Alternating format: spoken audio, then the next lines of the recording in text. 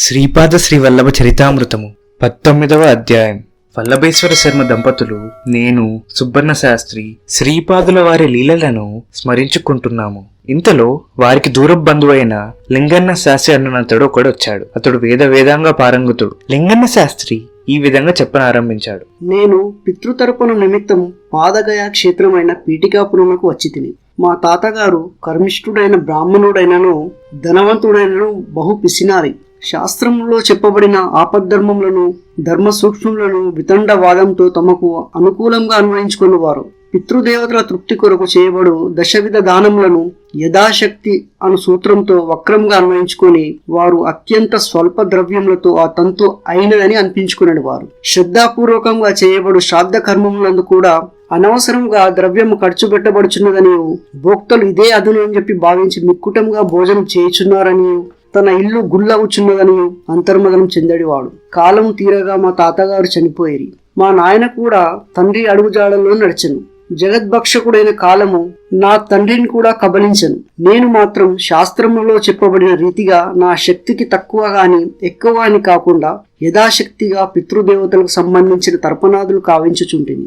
ఇంతలో మా ఇంటిలో అకారణ కలహములు చెలరేగి మనశ్శాంతి లేకుండెను. కారణం లేకుండగానే సద్యకలంలో వచ్చుచుండెను. పరమశాంతులైన బంధుమిత్రులు మా ఇంట అడుగుపెట్టిన కొలదిసేపటికి రౌద్ర స్వభావం పొంది జగడంలోకి దిగగా అది కలహాల నిలయమాయను. నా భార్య నాపై అలిగి పుట్టింటికి పోయినది. నేను పరుండినప్పుడు నా కుమారుడు నా ఛాతీపై కూర్చొని తన 2 చేతులతో నా పీక పిసికివేయదల్చెను. నా కోడలు, నీ వయసు వారు చాలా మంది వల్లకాటికి చేరి ఉన్నారు, నీ వంతు ఎప్పటికి వచ్చునో కదా అని తిట్టిపోసేడిది. నా కూతురు, నీ వంటి దరిద్రునికి కూతురుగా జన్మించుటకు ఏ జన్మంలో నేను ఎంత పాపం చేసుకుంటునో కదా అని పరుషవాక్యంలాడేడిది. నా అల్లుడు, మా ఇంటిలో సరి అయిన సేవకులు లేరు, దుక్కలా ఉన్నావు. మా ఇంటికి వచ్చి ఇల్లు వాకిలి ఊడ్చుట, గుడ్ల చావడిలో గోసేవ చేయుట, అవసరమైనప్పుడు బ్రాహ్మణార్థంలో పోయి తిలదానం పట్టుట మొదలైన పనులు చేయవచ్చును కదా. మేము పస్తులుండి అయినను నీకు బకాసుర భోజనం సిద్ధం చేయగలవారం. నీవే వంట వార్పు చేసి నీవు తినగా ఏమైనా మిగిలినచో మాకు కూడా ఒక కబలం భోజనం పెట్టవచ్చును కదా అని వ్యంగ్యోక్తులతో హింసించడివాడు. నాకు జీవితం కంటకప్రాయమైనది. ప్రతి జీవికిని జీవించుట ఎందు ఆసక్తి కలిగి జీవించుటలో మాధుర్యం ఉన్నదని తోచును. అయితే నా విషయంలో జీవించుటలో మాధుర్యం లేదని తేలిపోయినది. అయినచో బలవంతంగా ఆత్మహత్య చేసుకొని మరణించుదమన్న పిశాచ జన్మ లభించునేమో అని భయము. నా మరణానంతరము నాకు శాస్త్రోక్త పద్ధతిలో అంత్యక్రియలు జరగవని నాకు స్పష్టంగా తోచినది. ఒకనాడు నేను మా ఇంటిలోనున్న గుడ్ల చావడిలో నాకు అప్పజెప్పబడిన పనులన్నింటినీ పూర్తి చేసుకుని భోజనం చేయుటకు ఉద్యుక్తుడనైతిని. అయితే నా కోడలు నాకు పాసిపోయిన అన్నంను పెట్టినది. అది దుర్వాసన కలిగి ఉన్నది. దానిలో నాకు కొన్ని పురుగులు కూడా కనిపించినవి. పనులు చేసి అలసి ఉన్న నాకు మిక్కుటంగా క్షుద్బాధ మరింత హింస కలిగించినది. కన్నీళ్లు కార్చుదామన్నను ఓపిక లేని స్థితిలో నుండిని. దుర్వాసనతో కూడి ఉన్న అన్నం తినజాలను, ఆకలి బాధకు తట్టుకొనజాలను. కడుంగడు దైన్య స్థితిలో ఉన్న నాకు ఈ లోకము, ఈ జనులు, ఈ బాంధవ్యములన్నీ సత్యములేనా, లేక ఇదంతా ఒక ఇంద్రజాల మహేంద్రజాలమా అని మనసులో శంక కలిగినది. ఆలోచించే శక్తి కూడా లేక మనస్సు మొద్దుబారిపోయినది. ఇటువంటి విషమ పరిస్థితిలో ఒక అవధూత నేనున్న గుడ్ల చావడిలో నాకు దర్శనమిచ్చాను. కరుణారసం మహా ప్రవాహం వల్లే అతని కళ్ళ నుండి ప్రవహించుచుండెను. ఆ దివ్య కరుణామూర్తిని గాంచిన తక్షణము పసిబాలుని వలె వెక్కి ఏడ్చి తిని, ఆ వ్యక్తి నాకు కొన్ని లక్షల సంవత్సరముల నుండి తెలియనని జ్ఞానం కలిగినది. నేను అవధూత దివ్య శ్రీచరణంపై పడి ఆ దివ్య చరణములను నా గుండెలకు హత్తుకుంటిని. ఆ అవధూత తన దివ్య హస్తములతో ఆ అన్నమును స్పృశించను. కంచంలోని ఆ అన్నము అదృశ్యమాయను. ఆ కంచంలో హల్వా అను పిలువబడు తీపి పదార్థం ఉండెను. ఆ అవధూత ఆ హల్వాలో స్వల్ప భాగం స్వీకరించి మిగిలినది నన్ను తినమని ఆజ్ఞాపించను. నేను సంతుష్టిగా తింటిని. నాలో జవసత్వములు పుంజుకొనివి. ఆ అవధూత నన్ను ఒక గుణపముతో ఈశాన్యముల తవ్వమనెను. నిలువెత్తు గొయ్యి తీసిన తదుపరి దానిలో 2 కుక్కల అస్థిపంజరములు బయలుపడినవి. వాటిని నేను అవతల పారవేచి తిని, అవధూత నా వద్దనున్న గంజిని దానిలో పోయమనెను. నేను ఆ గోతిలో గంజిని పోసి మట్టితో పూడ్చి తిని, అంతటా ఆ అవధూత ఇట్లు సెలవిచ్చెను. నీకు పిశాచ బాధ నివృత్తిని చేసి తిని, నీ గృహంలకు ఇప్పుడు స్థలశుద్ధి జరిగినది. క్రమశః పరిస్థితులు చక్కబడును. పాదగయా క్షేత్రమైన పీఠికాపురం నుండి నీకు పిలుపు వచ్చినది. తక్షణమే నీవు పయనం కావలసినది. నీకు తగిన ఏర్పాట్లు చేయబడును. మనము తిరిగి పీఠికాపురంలో కలుసుకుందాము. నేను కట్టుబట్టలతో పీఠికాపురంలో పయనమైతిని. ఇంటిలోని వారెవరికి చెప్పకుండా తక్షణమే బయలుదేరితిని. నేను కొంత దూరం పోవుసరికి సాయం సంధ్య సమీపించుచుండెను. ఒక మామిడి తోట గుండా ప్రయాణం చేయుచుంటిని. ఆ తోట యజమాని నరసింహప్ప అనునతడు నన్ను మిగులు ఆదరించెను. భుజించుటకు మధురమైన ఫలమును సమర్పించెను. నా ఆకలి తీరినది. ఆ రాత్రికి తన ఇంట ఆతిథ్యం తీసుకునవలసిన బతిమాలెను. నేను సరేనంటిని. ఉదయం నేను స్నాన సంధ్యలు నెరవేర్చుకున్న తదుపరి నాకు వస్త్రదానమునర్చి కొంత ద్రవ్యంను దక్షిణగా సమర్పించెను. అవధూత చెప్పినట్టే సక్రమంగా ఏర్పాట్లు జరుగుచుండగా గమనించిన నాకు ఆశ్చర్యం కలిగింది. అంతటా ఆ రైతు, అయ్యా, నిన్న మధ్యాహ్న సమయం నందు ఒక అవధూత స్వప్న దర్శనమిచ్చి సాయం సంధ్య యందు సద్బ్రాహ్మణుడు ఒకడు పాదాచారి అయి తోట మార్గంలో పోవచ్చుండునని అతనికి ఆతిథ్యం ఇచ్చి ఆ మరునాడు వస్త్రదానం చేసి దక్షిణ కూడా ఇయ్యవలసిందని, అతనికి భుజించుటకు మామిడి పళ్ళను కూడా ఇయ్యవలసిందని చెప్పాను. తమ దర్శన భాగ్యం కలిగినది, మీకు సేవ చేసుకున్న అదృష్టం కూడా కలిగినది, ధన్యుడనే తిని అని సంబరంగా చెప్పాను. ఈ వృత్తాంతం బట్టి ఆ అవధూతలో అతీత శక్తులు చాలా కలవని, వారు సామాన్య అవధూత కాదని నాకు స్పష్టమైనది. నేను వేదం నందలి రుచులను వల్లవేసుకొనుచు ప్రయాణం చేయుచుంటిని. నూతన వస్త్రములను ధరించి వేదమును వల్లవేసుకొనుచు పోవుచుండగా నాలోని నరనరంలో విద్యుత్ ప్రవహించుటని గమనించి తిని. ఆ విద్యుత్ ప్రవాహం వలన శరీరం నందు తెలియరాని ఆనందం కలుగుచుండెను.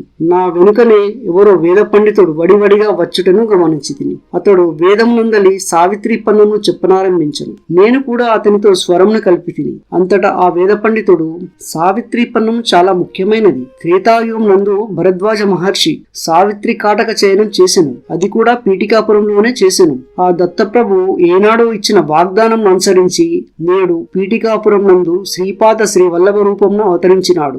వేదము ప్రభు సమ్మతము. వేదములను పఠించే అధికారం బ్రాహ్మణులకి ఇయ్యబడినను వేదములను అధ్యయనం చేయు అధికారం మాత్రం సర్వ వర్ణముల వారికి ఇయ్యబడినది. బ్రాహ్మణుడు శ్రీకృష్ణుని పూజించువారు. మరి శ్రీకృష్ణుడు బ్రాహ్మణుల పాదములను కడిగి నీళ్లను నెత్తిపై చల్లుకునివాడు. పీఠికాపురం నుండి పిలుపును అందుకున్న నీవు ఎంతయో అదృష్టవంతుడు అని పలికెను. నేను వారిని, అయ్యా, శ్రీపాద శ్రీ వల్లభులు అనే ఎవరు? వారి మహిమను వినగోరుచున్నానని కోరగా ఆ పండితుడు, నాయన, శ్రీపాద శ్రీ వల్లభుల వారి దర్శనం సర్వ పాప క్షయకరం. వారు సాక్షాత్తు దత్తాత్రేయుల వారు. వారి లీలా జన్మభూమి పీఠికాపురం. పూర్వయుగంలందలి మహాత్ములు అవసరం ఏర్పడినప్పుడు అవతార పురుషునితో కలిసి అవతరించుట కద్దు. పూర్వయుగం నందు సుశీల విష్ణుదత్తులను పుణ్య దంపతులు ఉండేవారు. సుశీలయను ఆ మహాసాధ్వి తన సాధనా ప్రక్రియలో అనసూయామాతతో తాదాత్మ్య స్థితి నందుండేది. దత్త జయంతి రోజున ఆమె ప్రసవ వేదనను అనుభవించేది. విష్ణుదత్తుడు తన సాధనా విశేషములతో అత్రి మహర్షుల వారితో తాదాత్మ్య స్థితి నుండేవారు. ఈ తాదాత్మ్య స్థితి అనున్నది అభౌతికము, అప్రాకృతికము, మనోబుద్ధులకు అగోచరము, దేవ రహస్యం, వాక్కునకు అందనటువంటిది, వివరించి చెప్పుటకు సాధ్యము కానిది. వారే ప్రస్తుతం సుమతి మహారాణి అప్పల రాజశర్మగా జన్మించింది. వారి తప ఫలితముగా శ్రీపాదుల వారు వారికి సంతానంగా జన్మించిరి. వారు కృష్ణ యజుర్వేదులు, అపస్తంభ సూత్రులు, భారద్వాజ గోత్రికులు. పూర్వయుగం నందలి లాబాద మహర్షి వైశ్యముని వాసవి కన్యక అవతారం నందు భాస్కరాచార్యునిగాను, శ్రీపాద శ్రీ వల్లభ అవతారమున సుమతి మహారానికి తండ్రి అయిన బాపనారునిగాను జన్మించిరి. నీవు పీఠికాపురంన ఆ మహాపుణ్యవంతులను దర్శనం చేసుకోగలవు. నీకు ఆతిథ్యమిచ్చి వస్త్రదానమును దక్షిణను ఇచ్చిన రైతు పీఠికాపురం నుండి వెంకటప్పయ్య శ్రేష్ఠి అని వారి తండ్రి అయిన సుబ్బరామయ్య శ్రేష్ఠి అని వారి వద్ద పూర్వజన్మం నందు పాలేరుగా ఉండేవారు. పరమ పవిత్రులైన సుబ్బరామయ్య శ్రేష్ఠి వారింట భోజనం చేసిన మహాపుణ్యం వలన అతను భూస్వామి అయి సకల సుఖమును పొందుచున్నాడు. పీఠికాపురం నుండి వెంకటప్ప శ్రేష్ఠియును నరసింహవర్మయ్యను శ్రీపాదుల వారికి అత్యంత ప్రీతిపాత్రులు. వారికి శ్రీపాదుల వారి యందు వాత్సల్య భక్తి మెండు అని వివరించిరి. తదుపరి నేను, అయ్యా, కర్మబంధములు అత్యంత సంక్లిష్ట బంధములని గమనించి తిని. యజ్ఞం చేయినప్పుడు పవమాన ఘటం బ్రద్దలైన ఎడల ఆ ఘటంతో పాటు అధ్వర్యుని శిరస్సు కూడా వెంటనే బ్రద్దలైపోయి వాని ప్రాణం పోవునని చెప్పబడినది. నేటి కాలంలోనూ యజ్ఞములు జరుగుతున్నవి. పొరపాటున పవమాన ఘటములని చెప్పబడు ఆ మూడింటిలో ఏదైనా ప్రమాదవశాత్తు బద్దలైనచో అధ్వర్యుని శిరస్సు బద్దలవట లేదు. దీనికి కారణమేమి? ఇట్లు వేదశాస్త్రములందు చెప్పబడిన విషయములు శుభములను కలిగించినవి కాని అశుభములు కలిగించినవి కాని సంభవింపకపోవుట చేతనే నాస్తికులు వేదశాస్త్రాలను అవహేళన చేయుచున్నారు. అని వారిని అడిగితిని. దానికి ప్రతిగా ఆ మహామహులు ఇట్లా వచించిరి: నాయన, ప్రస్తుత కాలంలో నిర్వహింపబడు యజ్ఞములలో పవమాన ఘటములలో విద్యుత్తు మొదలైన ప్రాణహారక పదార్థములు లేవు. యజ్ఞమును నిర్వహించు ఆధ్వర్యుడు గొప్ప సాధకుడై ఉండవలెను. అతనిలో యోగాగ్ని ప్రస్ఫుటంగా ఉండవలెను. ఆ యోగాగ్నియే పవమాన ఘటములలో విద్యుత్తును కలిగించగలదు. మహాయోగి అయినవాడు అధ్వర్యుడై యజ్ఞం చేసిన ఎడల సద్య ఫలితములు కలిగి లోకశ్రేయస్సు కలుగును. అట్లుగాక నామమాత్రంగా జరుగు ప్రక్రియల వలన వేద శాస్త్రోక్త ఫలములను పొందజాలము. యజ్ఞాది కర్మంలోనిచ్చే దక్షిణంలో 16, 116, 1116 అన్నిటి సంఖ్యాభేదంలో కూడా ఎంతో రహస్యార్థం ఉన్నది. గోత్రమనున్నది పితృ సంబంధమైన ఈ ధర్మం సృష్టి ఉన్నంత వరకు మార్పు చెందనిది. సాపిండ్యమనున్నది మాతృ సంబంధమైనది. ఈ ధర్మము దీనికి 7 పురుషములకు నివృత్తమగును. వివాహములకు పుత్రుడు, ధనము అను 2 ఫలములు కలవు. ఈ రెంటిని పొందుటకు స్త్రీ అనేది అగ్ని ముఖ్యంగా కావలేను. గుణభేదమే లేని శ్రీపాదుల వారికి కులభేదం ఎట్లుండును? వారు భావాద్వైతమును బోధించుచున్నారు, కర్మాద్వైతమును కాదు. ఆదిశంకరుల వారి వలె శ్రీపాదుల వారు పక్షపాత రహితులు.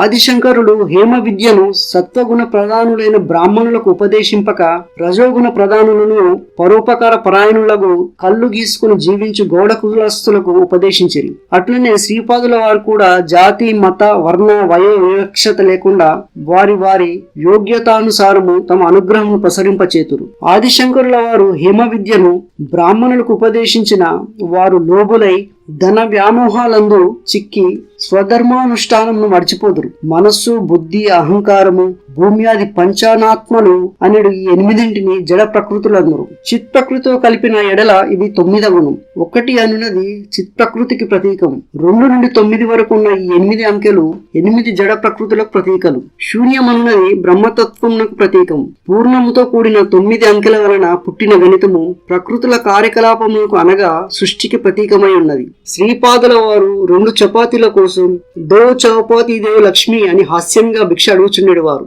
ఇది 2, 4, 9, 8 అను సంఖ్యకు ప్రతీక. వారి ప్రతి కదలికలోను వాక్కులోను నానార్థంగా గోచరించును. సృష్టిలోని సమస్త ద్వంద్వములకు 2 ప్రతీక. స్థూల, సూక్ష్మ, కారణ, మహాకారణ శరీరములకు 4 ప్రతీక.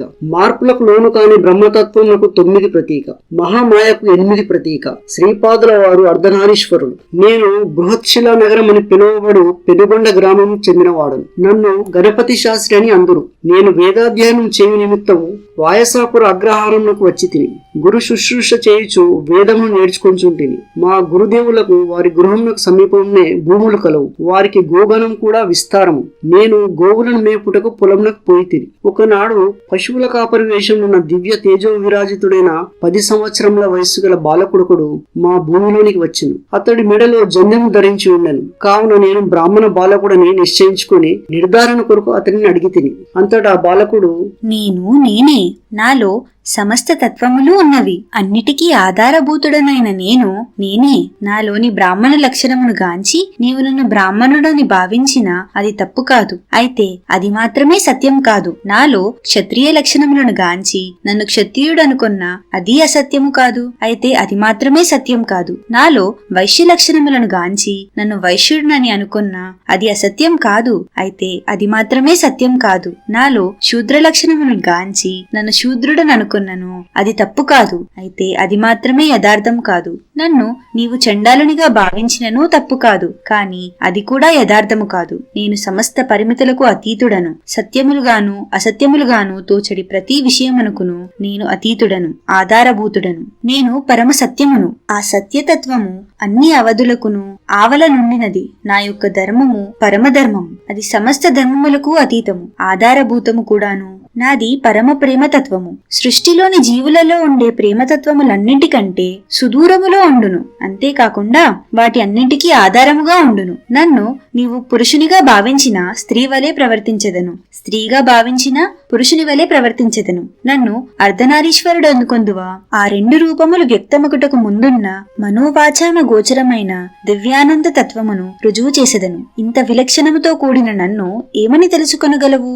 నాకు అతడు చెప్పునదంతైను మహోగ్ర జ్వర పీడితుని సంధి ప్రలాపం వలె తోచినది. పైత్యము మితిమీరినప్పుడు అవాక్కులు చవాకులు వచ్చినం తలసి తిని నా మనో అవస్థను గమనించుచున్న ఆ బాలుడు, నేను ఇప్పుడు శనేశ్వరునితో మాట్లాడుచుంటిని. ఆ శనేశ్వరుడు నేను ఈ గణపతి శాస్త్రిని ఎంత చమత్కారముగా చిత్ర విచిత్రములైన బంధనములను పడవేసి హింసించదను. ఆ వేడుకను తమరు వీక్షించుడు ప్రభు అని నాతో అనుచున్నాడు. కాని నేను గణపతి శాస్త్రి కర్మఫలమును గోక్షీరము రూపంలో గ్రహింపబోచున్నాను. ఇతనిని నీవు బంధములలో పడవేయజాలవని శనీశ్వరునితో అంటిని అని గణపతి శాస్త్రికి తెలిపెను. ఆ మాటలు విన్న వెంటనే నాలో కంపరం బయలుదేరినది. వాస్తవమునకు ఆ సమయంలో నా జాతకంలో చాలా చెడు దశ జరుగుచుండెను. నేను ఏమీ మాట్లాడలేని స్థితిలో ఉండగానే ఆ పశువుల కాపరి ఒక ఆవు వద్దకు పోయి, గాయత్రి, నాకు ఆకలిగానున్నది, పాలివ్వగలవా అని ప్రశ్నించెను. ఆ గోమాత అవునని సూచించు అర్థములలో తన తలని తిప్పెను. దాని పొదుగు పాలతో నిండి క్షీరధారలు భూమిపై పడుచుండెను. ఆ పశువుల కాపరి తృప్తిగా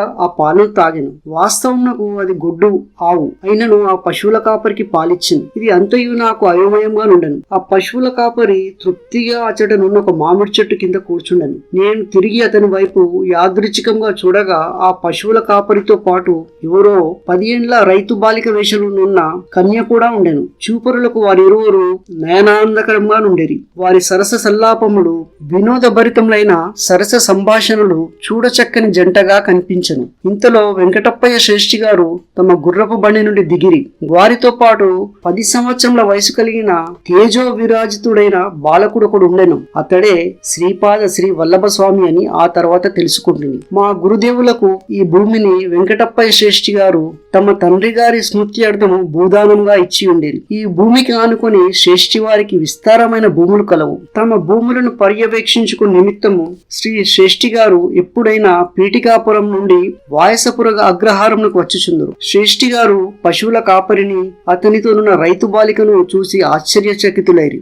ఏలనన వారు మహా తేజోవంతులవటే కాక కొంచెం మార్పులు చేర్పులతో శ్రీపాదుల వారిని పోయి ఉండేరి. అంతటా శ్రీపాదుల వారు, తాత, ఎందులకంత సంభ్రమాశ్చర్యచకితుడవైనావు అని అడిగిరి. దానికి వారు, నాయన, వారిరువురిని చూడుము, నయనానందకర దృశ్యము అనిరి. అంతటా శ్రీపాదుల వారు, చూచడివాడు చూడబడేడు దృశ్యం ఒక్కటేనా అని అడిగిరి. దానికి శ్రీ శ్రేష్ఠి గారు, అంతటి వేదాంత విషయం నాకు తెలియవు బంగారు తండ్రి అని గోముగా పలికిరి. శ్రీపాదుల వారు, తాత, ఇందులో వేదాంతమేమున్నది? శ్రీహరి కూడా పరిమితులు లేని తన మాయాగతిని చూసి ఆశ్చర్యచకితుడైనాడట. ఈ సృష్టి నవరసభరితము. ఆశ్చర్యకరమైన దృశ్యములు కల్పింపబడుట కూడా సృష్టిలోని ఒక నియమము. అచట రెండుగానున్నది, ఇచట ఒకటిగా ఉన్నది. ద్వైతము యథార్థమా, అద్వైతం యథార్థమా? నేను ఒకటా, రెండా, లేక అనేకమా? ఆలోచించి చెప్పు. శ్రేష్ఠి గారికి శ్రీపాదుల ఈ మాటలతో పశువుల కాపరియు ఆ రైతు బాలికయు కూడా శ్రీపాదుల వారి కాయ సృష్టి కాని కాదు కదా అనే సందేహం కలిగినది. శ్రేష్ఠి గారి చుబుకమును పట్టుకొని శ్రీపాదులు ఇట్లనేరి, తాత, సందేహం ఎందులకు? మీ వంశములోని వారు నన్ను మరోనంత వరకు నేనును నా శక్తియును అదృశ్య రూపమున మీ భూములలో సంచరించు వారమే. మీ ఇంట్లో నా అడుగుల చప్పుడు సాధకులైన వారికి తప్పక అనుభవమయ్యే విషయమే. అనగాదేవి సమేతుడైన ఆ అనగుడు శ్రీ దత్తాత్రేయుడు తన అర్ధనారీశ్వర స్వరూపము దృష్టి గోచరము కాకుండా అవధూత రూపమున శ్రీపాద శ్రీ వల్లభ రూపమున నీ సమక్షములోనే ఉన్నాడు. సందేహము వలదు. నేను సుమతీమాయికి ప్రప్రథమమున దర్శనమిచ్చినప్పుడు, నేను పుత్రుడనై జన్మించినప్పుడు వివాహ ప్రయత్నం చేయవద్దనియు, ఆ రకముగా ప్రయత్నం చేసినచో ఇల్లు వదిలి వెళ్లిపోవట ఖాయమనియు నిశ్చయముగా చెప్పితిని. నీవు రాజర్షివి గనుక నిష్కల్మష భక్తి పాశముతో నన్ను బందీగా చేసితివి కనుక అనగా సమేతమైన అనగా స్వరూపమును నీకు దృష్టి గోచరము గావించి తిని. శ్రీపాదుల వారి సన్నిధిలో కారణం లేని కార్యం జరగదు. సృష్టి విధానము చిత్ర విచిత్రమైనది. కర్మములు, వాటి ఫలితములు, అవి సంభవించు దేశకాలములు నాచే నిర్ణయింపబడినవి. మూఢులైన జనులకు నా చర్యల ద్వారా, లీలల ద్వారా, మహిమల ద్వారా జ్ఞానబోధ చేయుట నా అవతార కార్యక్రమంలో ఒక భాగం. శ్రీపాదుల వారు ఈ ప్రకారముగా పలికి, మేము చూచుచుండగానే కాంతి స్వరూపమును పొంది మామిడి చెట్టు వైపునకు వెడలిరి. చూచుచుండగానే రైతు బాలికయు పశువుల కాపరియు కాంతి స్వరూపం పొంది శ్రీపాదుల వారిలో లీనమైరి. కాలము కాని కాలంలో మామిడి చెట్టునకు కాయలు కాయుట అసంభవమైన విషయం. కాని ఆ మామిడి చెట్టునకు ఒకే ఒక కాయ కాసింది. దానిని శ్రీపాదుల వారు కోసిరి. వారి హస్తస్పర్శ ఎట్టిదో కాని అది చూచుండగానే పండుగ మారినది. పసిపిల్లవానికి తల్లి భోజనం కాని మధుర పదార్థం కాని తినిపించు రీతిన శ్రీపాదుల వారు శ్రేష్ఠి గారిచే ఆ మామిడి పండును తినిపించిరి. ఆ మామిడి పండును తినునంత వరకును శ్రేష్ఠి గారు పసిబాలుని వలె ఏడ్చుచుండేది. శ్రీపాదుల వారి మాతృ ప్రేమ 1000 తల్లుల ప్రేమ కంటే గొప్పది. వారి దివ్య నేత్రముల నుండి కారుణ్యము ప్రేమ వర్షించినప్పుడు వారు సాక్షాత్తు త్రిశక్తి స్వరూపిణి అయిన అనగామాతయ్య అనిపించెదరు. ఆ మామిడి పండు యొక్క టెంక శ్రీపాదుల వారి సమ్ముఖంలో నిట్ట నిలువుగా నిలబడి ప్రభు యొక్క ఆజ్ఞ కోసం వేచిచుండు సేవకుని వలెనున్నది. శ్రీపాదుల వారి హస్త సంజ్ఞతో అది పైకెగిరినది. అది మామిడి టెంక రూపంలో ఉన్నను కేవలం కాంతి స్వరూపంగా మారిపోయినది. శ్రీపాదులు ఇట్లనిరి: విత్తు ముందా చెట్టు ముందా అని కొంతమంది వితండవాదం చేయుదురు. ఈ రెండింటికంటేను ముందున్నవాడు ఒకడున్నాడు, అతడే దైవము. తన సంకల్పమును బట్టి విత్తనము నుండి చెట్టును గాని చెట్టు నుండి విత్తనమును గాని ఆవిర్భవింపచేయగలడు. అమోఘమైన అతని సంకల్పము సప్త మహర్షులకు సైతం ఊహింపనలవి కానిది. మాలిన్యముతో కూడిన పరమాత్మ జీవుడని పిలువబడుచున్నాడు. మాలిన్యరహితుడైన జీవుడు పరమాత్మగుచున్నాడు. జీవాత్మ పరమాత్మలో లీనమైనప్పుడు అతని సంస్కారములన్నీ వేయించబడిన విత్తనముల వలె ఉండును. అయితే పరమాత్మకు సంకల్పము కలిగిన తనలో విలీనమైన జీవాత్మను తిరిగి సృష్టి చక్రములోకి తీసుకురాదలిచిన అతనిని అడ్డుకొనగలుగు శక్తి లేదు. అయితే తనలో లీనమైన జీవులను సృష్టిలోనికి తీసుకువచ్చినప్పుడు వారు కారణజన్ములై దైవ కార్యమును నిర్వహింతురు. జన్మాంతరమున వారు తిరిగి పరమాత్మయందు లీనమగుదురు. పరమాత్మయందు లీనము కాక అత్యంత సామీప్యమున ఉండదలిచిన జీవులు ఆ ఆనందమయ స్థితిలోనే ఉండదలిచెదరు. అట్టివారిని కూడా పరమాత్మ దైవకార్య నిర్వహణార్థం కారణజన్ములుగా జన్మింపచేయును. జన్మాంతరమున వారు పరమాత్మయందు లీనముగాక అత్యంత సామీప్య స్థితి అందే ఉండి దివ్యానందమును అనుభవించెదరు. జీవాత్మ వేరు పరమాత్మ వేరు అను స్థితిలో ఉండగోరు జీవులు కారణజన్ములై దైవకార్యమును నిర్వహించిన తదుపరి తిరిగి పూర్వస్థితిలోనే జన్మాంతరము ఉండదరు. ద్వైత స్థితి గాని విశిష్టాద్వైత స్థితి గాని అద్వైత స్థితి గాని జీవుల యొక్క కోరిక మేరకు ప్రసాదింపబడును. అందువలన జనులు అద్వైతము గొప్పదా విశిష్టాద్వైతము గొప్పదా ద్వైతము గొప్పదా అని వాదులాడుట తగదు. సృష్టి స్థితి లయములు అనుక్షణం జరుగుతూనే ఉండును. బ్రహ్మ విష్ణు రుద్రులు తమ తమ కల్పాంతరములలో పరమాత్మ యొక్క అవ్యక్తానందమయ స్థితి యందు ఉండదరు.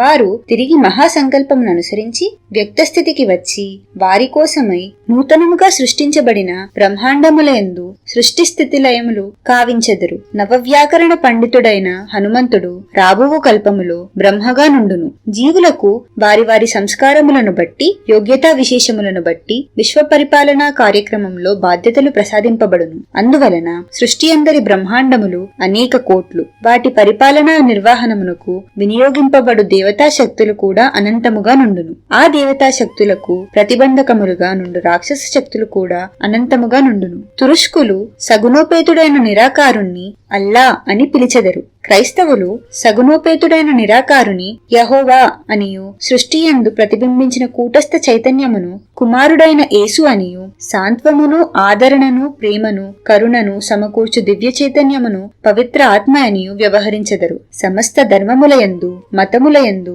సిద్ధాంతములయందు స్వప్రకాశముతో వెలుగొందిన వాడను నేనే. ఆయా జీవుల అభీష్టములను బట్టి అభిరుచులను బట్టి వారనుసరించు మార్గములను బట్టి ఆయా స్థితులను బట్టి భిన్న భిన్న తత్వములో తోచువాడను నేనే.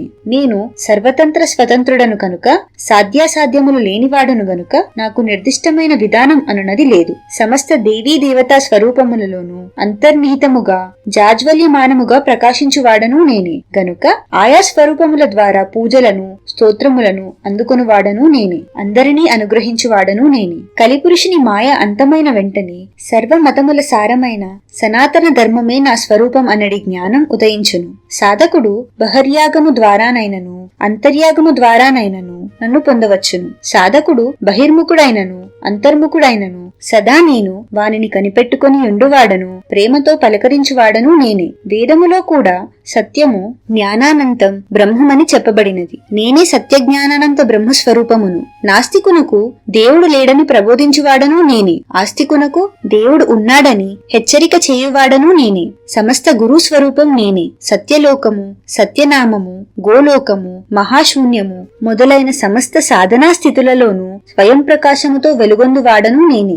ఎవరైతే వినిర్మల భక్తితో నన్ను ఆరాధించెదరో, సర్వభారములను నాపైన వేసి సర్వస్య శరణాగతి పొందుదురో అట్టివారి యోగక్షేమములను నేను సదా కనిపెట్టియుండువాడను. నేను శ్రీపాదుడను, శ్రీవల్లభుడను. తాత, ఆనాటి అత్యంత ప్రాచీనమైన యుగము నాటి అత్రి అనసూయానందనుడే ఈనాటి శ్రీపాద శ్రీవల్లభుడు. భారద్వాజ ఋషికిచ్చిన వాగ్దానమును బట్టి పీఠికాపురమున అవతరించవలసి వచ్చినది. శ్రీ వెంకటప్పయ్య శ్రేష్ఠి గారి కనుల వెంబడి ధారాపాతంగా ఆనందాశ్రువులు రాలుచుంటని వారు శ్రీపాదుల వారిని గాఢముగా ఆలింగనం చేసుకునేది. వారు అనుభవించిన తన్మయత్వము వర్ణనకు అందనిది, వాక్కులతో తెలియచేయలేనంతటిది. కొంతసేపటి తర్వాత శ్రేష్ఠి గారు ఇలా అన్నారు: నాయన బంగారు తండ్రి, మా వంశం పైన నీ అనుగ్రహం ఉండని, మా గోత్రం పైన నీ అనుగ్రహం ఉండని, మా ఆర్య వైశ్య కులం పైన నీ అనుగ్రహం ఉండని అని కోరగా శ్రీపాదులు ఇలా అన్నారు: తాత, తదాస్తు.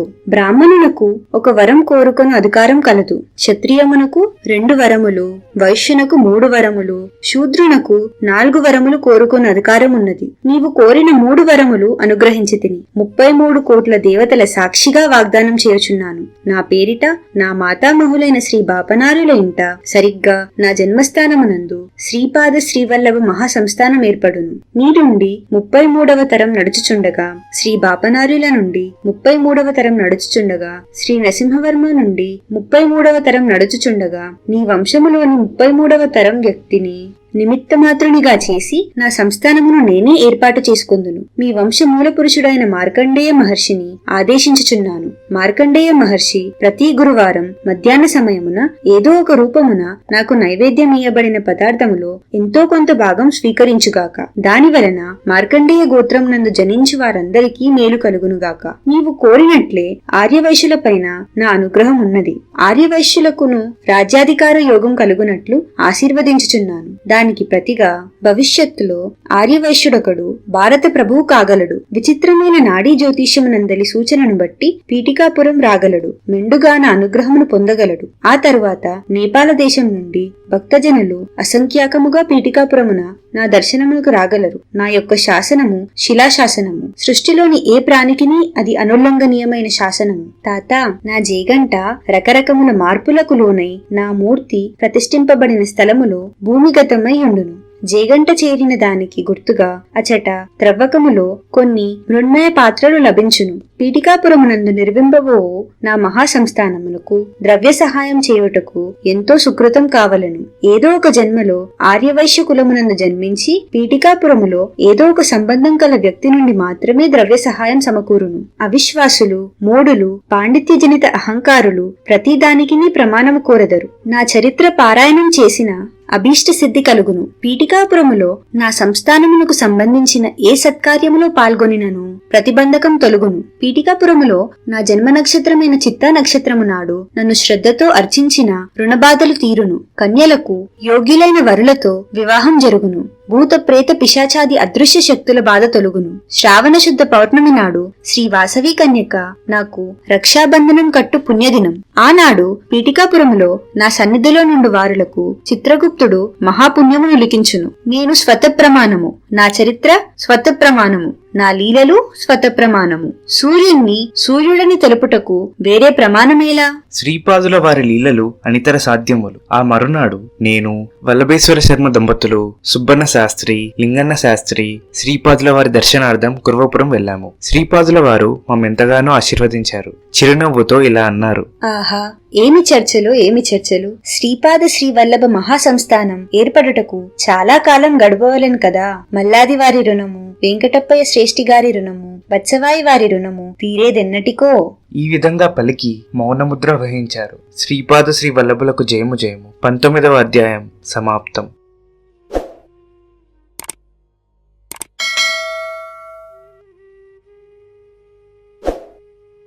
శ్రీపాద శ్రీ వల్లభ చరితామృతము 20వ అధ్యాయం. నేను ఉదయాన్నే శ్రీపాదుల వారి దర్శనార్థం కుర్వపురం వచ్చాను. శ్రీపాదుల వారి శరీరం నుండి దివ్యకాంతులు వెదజల్లుతున్నాయి. శ్రీవారి దివ్యనేత్రముల నుండి శాంతి, కరుణ, ప్రేమ, జ్ఞానము, జ్యోతి స్వరూపంగా వెలువడుతున్నాయి. వారి దివ్య సన్నిధిలో ఉన్నవారు శాంతిని, కరుణను, ప్రేమను, జ్ఞానాన్ని అయాచితంగానే పొందుచున్నారు. సర్వలోకములకు ఏకైక ప్రభు స్వరూపము, నిరాకార తత్వము, సాకారమై సగుణమై మానవాకారముతో కళ్ళ ఎదుటే కనిపించుచుండే ఆనందము, ఆశ్చర్యము నా సమస్త తత్వము ముంచెత్తుతుండెను. శ్రీపాదుల వారు అనుగ్రహంతో తమ వద్దకు వచ్చిన వారికి నమస్కరించుకొనుమని మమ్ము సైగ చేసిరి. వారు చేసిన సైగ వెంబడి వారి దివ్యహస్తముల నుండి ఏదో తెలియరాని శాంతి, ప్రేమ తరంగములు ఉద్భవించి నా మనసును, హృదయమును, శరీరమును మరేదో తెలియరాని లోకాలకి తీసుకెళ్లినట్టు అనుభవం అయినది. నేను శ్రీపాదులను భక్తితో స్పృశించాను. నా శరీరం తేలికైంది. నా కన్నుల నుండి నల్లని తేజస్సు బయటకు వచ్చుట గమనించాను. ఆ తరువాత నా శరీరంలోని సమస్త అంగముల నుండి నల్లని తేజస్సు బయల్వడినది. ఆ తేజస్సు అంతయును వికృతమైన నిరాకారం ధరించింది. ఆ ఆకారము స్వయంగా నన్నే పోలి ఉంది. శ్రీపాదుల వారు చిరునవ్వుతో, నీవలనే ఉన్న ఆ నల్లటి ఆకారం ఎవరో గమనించితివా అని నన్ను ప్రశ్నించారు. నేను, స్వామి, ఆ ఆకారము నన్ను పోలి ఉండడం గమనించాను, కానీ ఆ ఆకారము నా శరీరం నుండి ఎలా బయటికొచ్చిందో నాకు తెలియదు. ఆ ఆకారం ఎవరో కూడా నాకు తెలియదు అని జవాబిచ్చాను. అంతటా శ్రీపాదులు ఇలా అన్నారు. నాయనా, ఆ ఆకారము నీ పాప శరీరము. అతడు నీ పాపమయ పురుషుడు. ఇంక నీ శరీరంలో మిగిలింది పుణ్యమయ పురుషుడు. ప్రతి మానవ శరీరం నందు పాప పురుషుడు, పుణ్యపురుషుడు ఉందురు. పాప పుణ్యములు రెండింటి నుంచి విడుదల లభించినచు ముక్తియే. బ్రాహ్మణ జన్మము నెత్తినవాడు నిష్ఠావంతుడై తన పాప శరీరమును దహించుటయే కాక తన పుణ్యబలంతో తక్కిన వారిని ఉద్ధరింపవలెను. బ్రాహ్మణుడు సత్వగుణ ప్రధానుడై ఉండవలెను. వేదశాస్త్ర విహితమైన కర్మలను తక్కిన వారి చేత ఆచరింపచేయొచ్చు. తన జీవనోపాధికి అవసరమైన ద్రవ్యమును మాత్రమే వారి నుండి తీసుకొనవలెను. ఆ రకముగా ద్రవ్యమును తీసుకొనప్పుడు వారి పాపమును కూడా అప్రయత్నంగా తీసుకొనుచున్నాడు. ఆ పాపమును తన తపోరూపమైన అగ్నిలో దహించి వేయవలెను. ఆ రకముగా జీవించు బ్రాహ్మణుడు మాత్రమే బ్రాహ్మణ శబ్దమునకు అర్హుడు.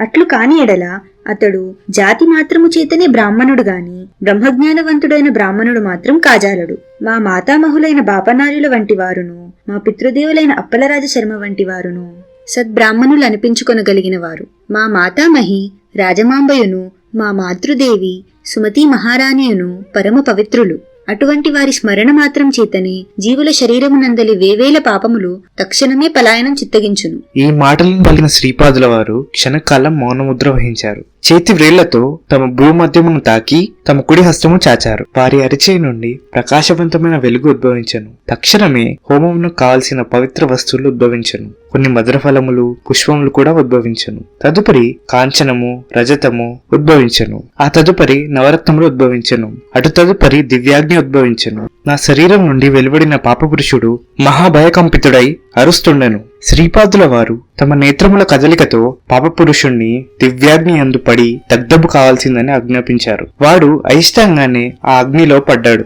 నా శరీరం అంతా మంటలు ఉద్భవించను. నేను, స్వామి, నేను దహింపబడుతున్నాను, రక్షింపుడు, రక్షింపుడు అని అరుస్తున్నాను. శ్రీపాదుల వారి దివ్య నేత్రముల నుండి కాంతి తరంగం ఒకటి నాకు తాకింది. నా శరీరం అంతా చల్లగా అయింది. హోమాగ్ని పాపపురుషుణ్ణి కాల్చేసింది. నా శరీరం నందు రకరకాల విద్యుత్తులు ఉద్భవించాయి. నా కుండలి జాగృతం అవ్వడం గమనించాను. నా నాడి స్పందన మరియు హృదయ స్పందన ఆగిపోయాను. నేను సమాధి స్థితిలోకి జారుకుంటుని. మధ్యాహ్న సమయం అయింది. ఆనాడు గురువారం. శ్రీపాదుల వారు స్నానమాచరించి భక్తజన పరివేషితులై ఉన్నారు. భక్తజనులు సమర్పించిన భిక్షాన్నమును శ్రీపాదుల వారు తమ దివ్య హస్తంతో స్పృశించారు. తమ కమండలం నుండి జలమును భక్తజనులపై ప్రోక్షించిరి. అష్టదిక్కులయందు కొంత అన్నమును బలిగా నుంచిరి. కోటి కోయిలల కమ్మని స్వరంతో నన్ను పేరు పెట్టి పిలిచారు. అందరినీ భోజనం చేయమని ఆజ్ఞాపించారు. నన్ను తమకు సమీపంగా రమ్మని ఆదేశించారు. క్షణకాలము కనులు మూసుకొని తిరిగి కనులను తెరిచి నా వైపు తమ విలాస దృక్కులను సారించిరి. వారి చేతిలో రజత పాత్ర ఒకటి ఆవిర్భవించింది. దాని నిండుగా హల్వా అని పిలువబడే ఉత్తర దేశ వంటకం ఒకటి ఉన్నది.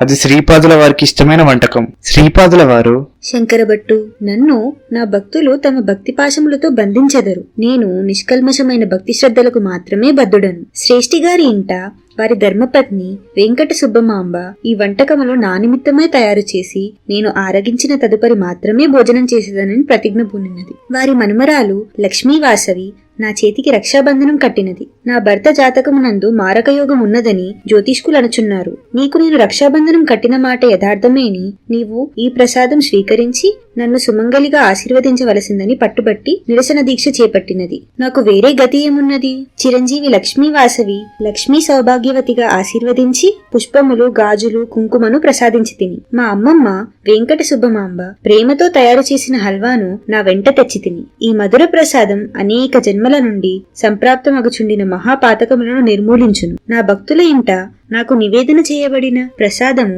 నేను స్వయంగా సూక్ష్మ కిరణముల ద్వారా స్వీకరించెదను. అయితే శ్రేష్ఠిగారి ఇంట వండినది మహాప్రసాదం కావున నేను స్వయముగా భౌతికంగా స్వీకరించుచుంటిని. నీవును ఈ ప్రసాదము స్వీకరించవలసినది అని అనేరి. ఆ ప్రసాదం యొక్క మాధుర్యమును వర్ణించడం ఎవరితరము? ప్రసాదం నందు కొంత భాగం పైకి విసిరారు. అది ఆకాశంలో ఎక్కడికో పోయింది. మరికొంత ప్రసాదము తమ అరచేతిలో జార విడిచిరి. అప్పుడు అచటి భూమి బద్దలై ప్రసాదముకు దారి ఇచ్చింది. ప్రసాదము భూమిలోకి పోయిన తదుపరి బద్దలైన భూమి మరలి యథాస్థితికి వచ్చింది. అచ్చటనున్న ప్రసాదమును తక్కిన భక్తులు కూడా వాంఛించిరి. శ్రీపాదులు ఎవరిని నిరాశపరచు అవతారం కానే కాదు. ఎందరికి పెట్టినను అది ఇంకనూ అక్షయమగుచుండెను. ఇంతలో పద్మశాలి కుల సంభవుడైన గురుచరణుడు అనే భక్తుడు వచ్చాడు. శ్రీపాదుల వారు వానికి కూడా ప్రసాదం పెట్టిరి. ఆ రజిత పాత్రను కృష్ణానదిలో విసిరివేశారు. తరువాత శ్రీపాదుల వారు, పద్మశాలీలు మార్కండేయ గోత్రం వారే. కారణాంతరమున వారు మాంసభక్షులైరి. నా సన్నిధిలో కారణం లేని కార్యం జరగదు. గురుచరణ, నీవు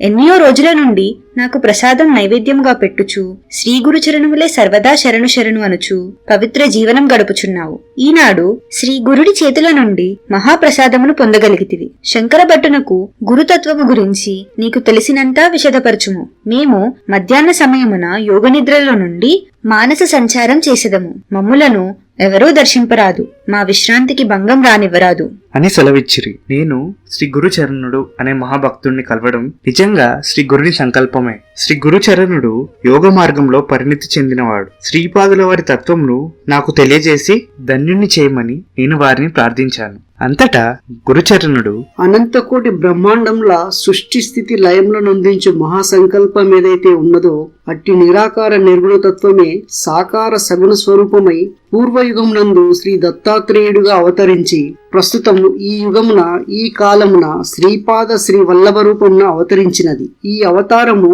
నరాకారంగా తోచు నిరాకారము, సగుణంగా తోచు నిర్గుణము, ఒక దేవతా స్వరూపంగా తోచు సర్వదేవతా స్వరూపం, అన్ని యోగ మార్గములకును గమ్యము. సృష్టాది నుండి మహర్షులు తమ తమ సాధనా విశేషముల వలన సాక్షాత్కారం పొందిన దేవతా స్వరూపములన్నీ శ్రీపాదుల వారి యొక్క దివ్య స్వరూపంలే. పూర్వకాలమందు మహర్షులకు అనేక దివ్య శక్తులుండేటివి. వశిష్ఠుడు హవ్యయుక్తంగా యజ్ఞములను చేయువాడు. హవ్యం అక్కర లేకుండా యజ్ఞం చేయ విధానంను విశ్వామిత్రుడు, జమదగ్ని అని వారు అనుసరించేటివారు.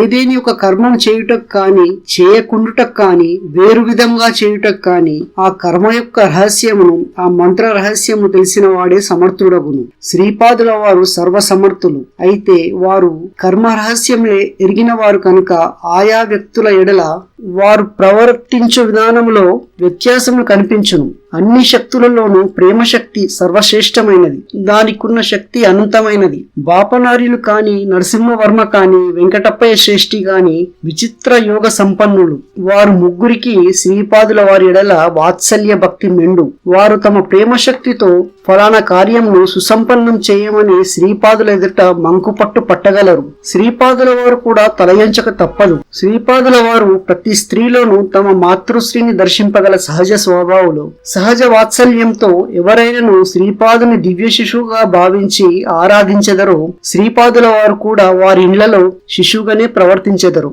ఇదియే మహామాయ. యోగులు, జ్ఞానులు పదే పదే వల్లించి చెప్పడి నిర్గుణ నిరాకార పరబ్రహ్మము దివ్య శిశువుగా పీఠికాపురంలో దివ్యలీలను చూపుట తర్కమున కందని విషయం. వేద శాస్త్రముల అధ్యయనం ద్వారాను, యోగ మార్గం ద్వారాను, జ్ఞాన మార్గం ద్వారాను దైవం లభించుననే అభిప్రాయంతో సాధన చేయు వారికి ఆ దైవము ఆయా మార్గముల ద్వారా మాత్రమే లభించును. దైవానుభవమును శాస్త్రముల ద్వారా ప్రమాణీకరించవచ్చును. ఒక్కొక్కప్పుడు శాస్త్రములకు అతీత మార్గంలో కూడా దైవానుభవం కలగవచ్చును. దైవము సర్వతంత్ర స్వతంత్రుడు. శ్రీపాదుల వారి లీలలు అతర్క్యములు, అశ్రుతపూర్వములు. అంతటా నేను, అయ్యా, మీకు శ్రీపాదుల వారి దర్శనము ప్రప్రథమున ఏ విధంగా లభించను? ఆ కథా ప్రసంగం చేసి నన్ను తరింపచేయమని కోరాను. అంతటా శ్రీ గురుచరణుడు, బ్రాహ్మణోత్తమ, మీరెంతయో ధన్యులు. శ్రీపాదుల వారి సమక్షమున వారి దివ్య లీలలను మీకు తెలియచేయు భాగ్యం నాకు కలుగుట కేవలం నా పూర్వజన్మ సుకృత విశేషం వలననే. మీరు శ్రీ గురుని అవ్యాజ కరుణా కటాక్షము. నేను దైవభక్తి గల కుటుంబంలోనే జన్మించి తిని చిన్నతనం నుండి నేను మా కులదైవమున దత్తప్రభువునే కొల్చుచుంటిని. కుటుంబం నందు ఆర్థిక చింతలు మెండుగా ఉండేటివి. దత్తప్రభువుల వారిని ఎంత వేడుకొన్నను నా కష్టములు తీరలేదు సరికదా, మిక్కుటం కాజొచ్చెను. కొంతమంది పెద్దలు, నీకు దత్తప్రభుని అనుగ్రహం లేదు, నీవు కులదైవంగా వేరొక దైవతను ఎంచుకొని పూజించుకుని నీ కష్టములు తీరవచ్చునని సలహా ఇచ్చిరి. నేను కూడా ఏ దైవంను కులదైవంగా ఎంచుకున్నా నా కష్టములు కడదేరుదురా అని చెప్పి తలంచుచూ నిద్రపోతిని. కలలో భయంకరాకారుడైన కసాయి వానిని చూచి తిని. అతడు మిక్కిలి ప్రేమతో మేకల మందను పెంచుచుండెను. ప్రతి రోజును కొన్ని మేకలను తన కసాయి కత్తికి బలి చేయుచుండెను. అతని చేతిలోనున్న కత్తిని చూసి నేను భయభ్రాంతుని అవుచుంటిని. అతడు మేఘ గంభీర స్వరమున, నేను దత్తుడను. నీవు ఏ దేవీ దేవతలను ఆరాధన చేసినను ఆ స్వరూపంలోని నేనే. నీవు ఆరాధించు దైవం యొక్క నామరూపములను మార్చినంత మాత్రంన నేను మారడివాడను కాను. నేను నిన్ను వదలువాడను, అంతకంటెను కాను. నీవు నా నీడవు. నా నీడ నన్ను విడిచి ఎట్లుండగలదు? సమస్త దేవీ దేవతల సంకల్పములను, సమస్త మానవ కోటి సంకల్పములను నడిపించు మహా సంకల్పము నేనే.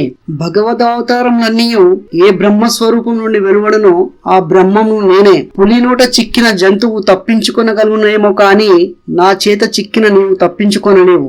దత్తభక్తులు సింహ కిషోరం వలె ఉండవాలని కాని పిరికి పందలు కాకూడదు. నేను సింహం వంటి వాడను. సింహ కిషోరములకు సింహం వద్ద భయం ఉండజాలదు. అవి తమ తల్లిని తమ ఆటపాటలతో మురిపించును. ఈ కత్తితో నేను నిన్ను చంపుట ఖాయం. ముల్లోకములందును నిన్ను రక్షించగలవారు ఎవ్వరూ లేరు. నేను భయభ్రాంతుడనై వెర్రికేకలు వేయసాగి తిని. ఇంతలో కల చెదిరినది. ఇంటిలోని వారు విషయం ఏమిటని అడిగిరి. నేను నా స్వప్న వృత్తాంతం వారికి తెలిపి తిని. ఏ జన్మలో చేసుకున్న కర్మఫలమో ఈనాడు ఈ దరిద్రావస్థను అనుభవించుచుంటేని వాపోతుని. మా ఆర్థిక బాధలు మరింత మెండాయను. నేను చనిపోయినను బావునని భావించి తిని. తెల్లవారగానే మా ఇంటి ముంగట ఒక హరిదాసు ప్రత్యక్షమయ్యను. అతని చేతిలో చిరుతలుండెను. అతడు హరినామమును గానం చేయుచుండెను. నెత్తి మీద బియ్యంను పోసుకొని పాత్ర ఒకటి ఉండెను. ఇతడు ఒక వింత హరిదాసు. ఆ పాత్ర యందు అతడు ఒక చిన్న మేడి చెట్టు మొక్కను కలిగి ఉండను. హరిదాసు ఇంటి ముంగిట నిలిచినప్పుడు బియ్యం వేయకపోవుట అశుభ సూచకమందురు. అందుచేత ఇంటిలో బియ్యం ఏమైనా ఉన్నవేమోనని వెతికి కనిపించిన గుప్పెడు నూకలను హరిదాసుకిచ్చి తిని. హరిదాసు ఆ గుప్పెడు నూకలు స్వీకరించి, అయ్యా, నిన్న రాత్రి ఒక కసాయివాడు గురుచరణుడని దత్తభక్తుని హత్య చేసినాడు. చిత్రమేమనగా ఆ మనిషి ప్రాణములు శరీరం నుండి విడివడి ఈ మేడి మొక్క యందు నిలిచినవి. ఔదంబర వృక్షమూలంన దత్తాత్రేయుల వారుందరని ప్రమాణం. ఈ మొక్క సామాన్యమైనది కాదు. గోదావరి మండలంన శ్రీ పీఠికాపురమును మహాక్షేత్రం కలదు. అచట స్వయంభూదత్తుడు శ్రీపాద శ్రీ వల్లభులనని మారువేషంన తిరుగుచుండునని ప్రతీతి. శ్రీ వల్లభుల వారి మాతామహగృహంన ఉండు ఔదుంబర వృక్షం యొక్క సంతతి ఈ మొక్క. ఈ మొక్క మీ ఇంట నాటి సర్వశుభములను పొందుము అని పలుకగా నాకు తల తిరిగిపోయినట్టయినది. అంతటా నేను హరిదాస్తో, అయ్యా, గురుచరణుడు అనేది నేనే. నేను హత్యకు గురి కాలేదు. నేను దత్తభక్తుడినే. నేను స్వప్నం నా కసాయివాణిని చూచి తిని. అతడు తన కత్తితో నన్ను సంహరించదనని చెప్పినాడు. ఏ మానవుడైనా విగత జీవుడైనప్పుడు అతని శవము సంప్రాప్తం కానప్పుడు మేడికర్రలను పేర్చి శవముగా భావించి ఉత్తర క్రియలను చేయుట విని ఉన్నాను. అంతేకాని ఒక మనిషి ప్రాణములను ఔదుంబర వృక్షంలోనికి ఆకర్షించి అదే సమయంలో అదే మనిషి యందు ప్రాణములను నిలుపుట ఎచ్చటను వినలేదు, కనలేదు అంటిని. అంతటా హరిదాసు బిగ్గరగా నవ్వి, నీవు చెప్పున్నది నిజమే, కాదనను. ఈ సృష్టి యొక్క మర్మమంతయును ఆదిగురుడు అయిన దత్తప్రభుకు మాత్రమే అవగతం. ఉత్తర క్షణంలో వారు ఏమి చేయ సంకల్పించెదరో సప్తర్షులు కూడా గ్రహింపచాలరు. అట్టిది నీవెంత నేనెంత. మనుష్యుడు శారీరకంగా మరణించిననే మరణమనుకుంటున్నావు.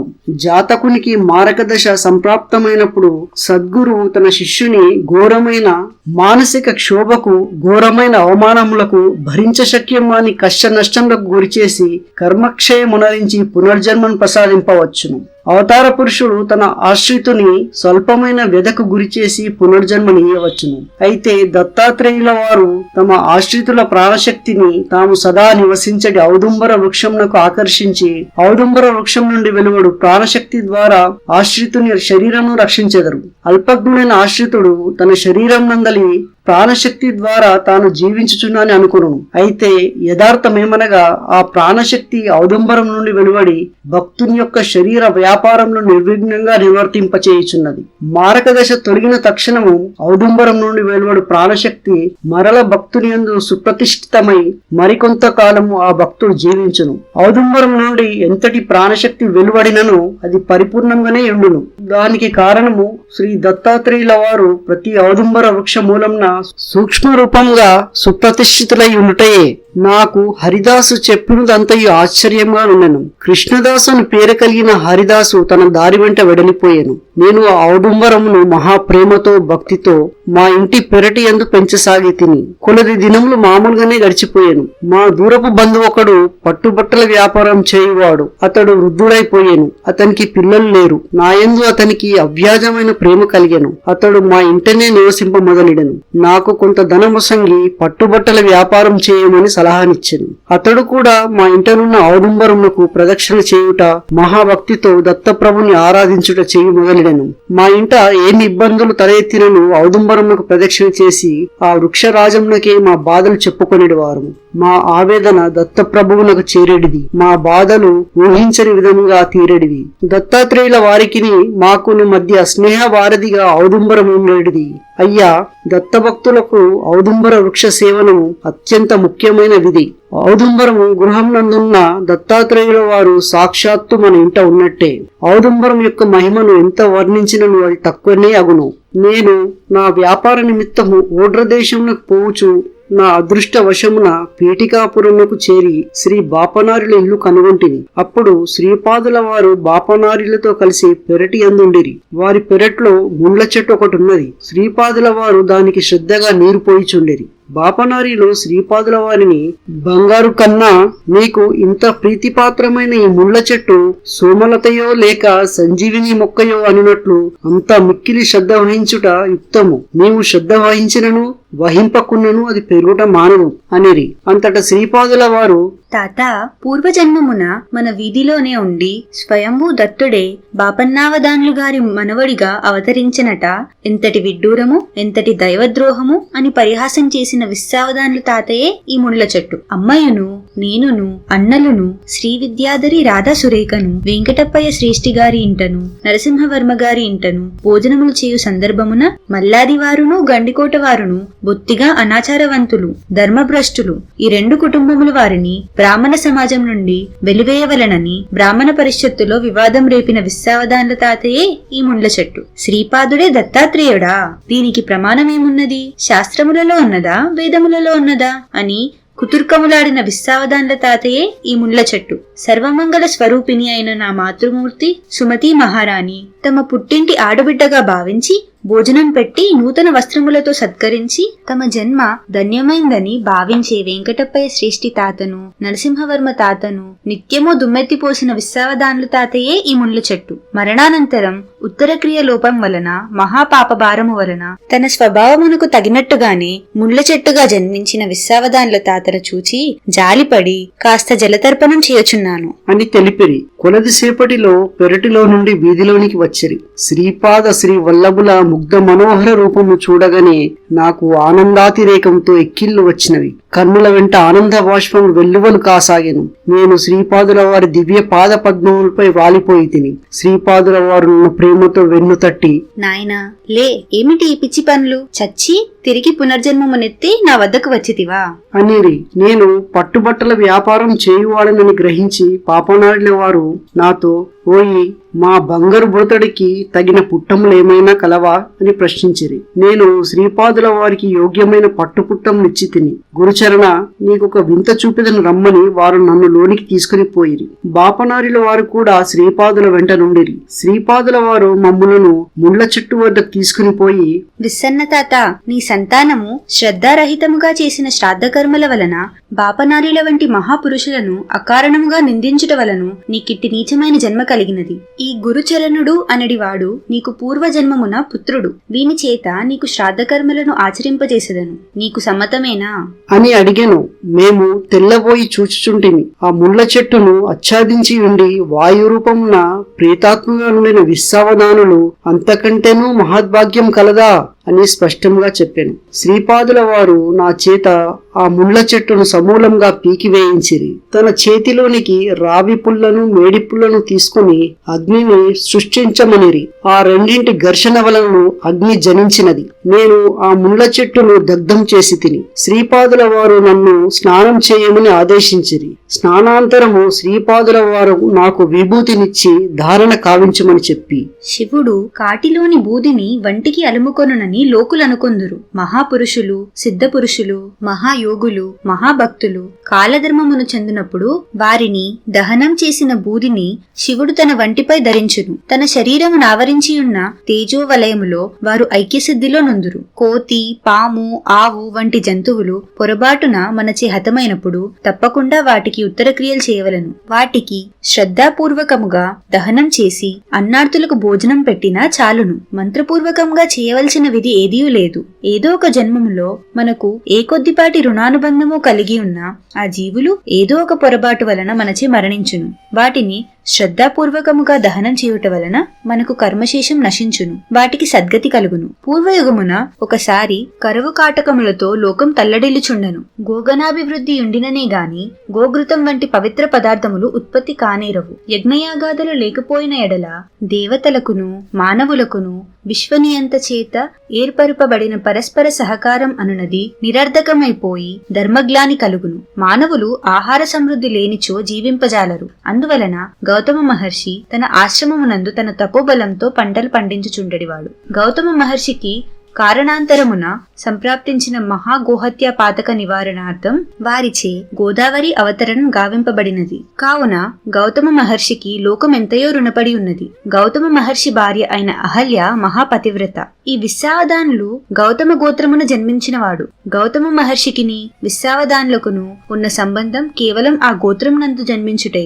ఇది అత్యంత స్వల్పమైన రుణానుబంధమే. అయినను త్రేతాయుగంలో ఇదే పీఠికాపురంలో సావిత్రకాటక చయనములో గౌతమ మహర్షి కూడా పాల్గొని ఉన్న కారణమునను విశ్వావధానులు అదృష్టవశమున పీఠికాపురమున జన్మించుటేగాక అత్యంత దుర్లభమైన నా దర్శనమును కూడా పొందియున్న కారణము చేతను అయోగ్యునకు కూడా అవ్యాజ కరుణతో సద్గతిని ఈ దత్తుడు ప్రసాదించగలడని లోకమునకు వ్యక్తం కావలసిన తరుణం వచ్చుట చేతను ఈ సంఘటన జరిగినది. రుణానుబంధం లేనిదే శునకం కూడా నీ దగ్గరకు రాజాలదు. కావున ఎవరైనా నీ సహాయార్థం వచ్చినచో వీలు కలిగిన సహాయం చేయుము. వీలు లేకపోయినా శాంతవచనములతో నీ అసమర్థతను తెలుపుము. అంతేగాని నిర్దాక్షిణ్యము చూపరాదు. ఈ విధంగా నిర్దాక్షిణ్యమును చూపినచో సర్వభూతాంతరితుడైన నేను కూడా నీ ఎడల నిర్దాక్షిణ్యమును చూపుదను. నీవెంత సత్యమో, ఈ లోకమెంత సత్యమో, ఈ సర్వ సృష్టియును ఎంతటి సత్యమో, ఈ సమస్త లోకమునకు నేను మూల కారణం అనేది కూడా అంతే సత్యం.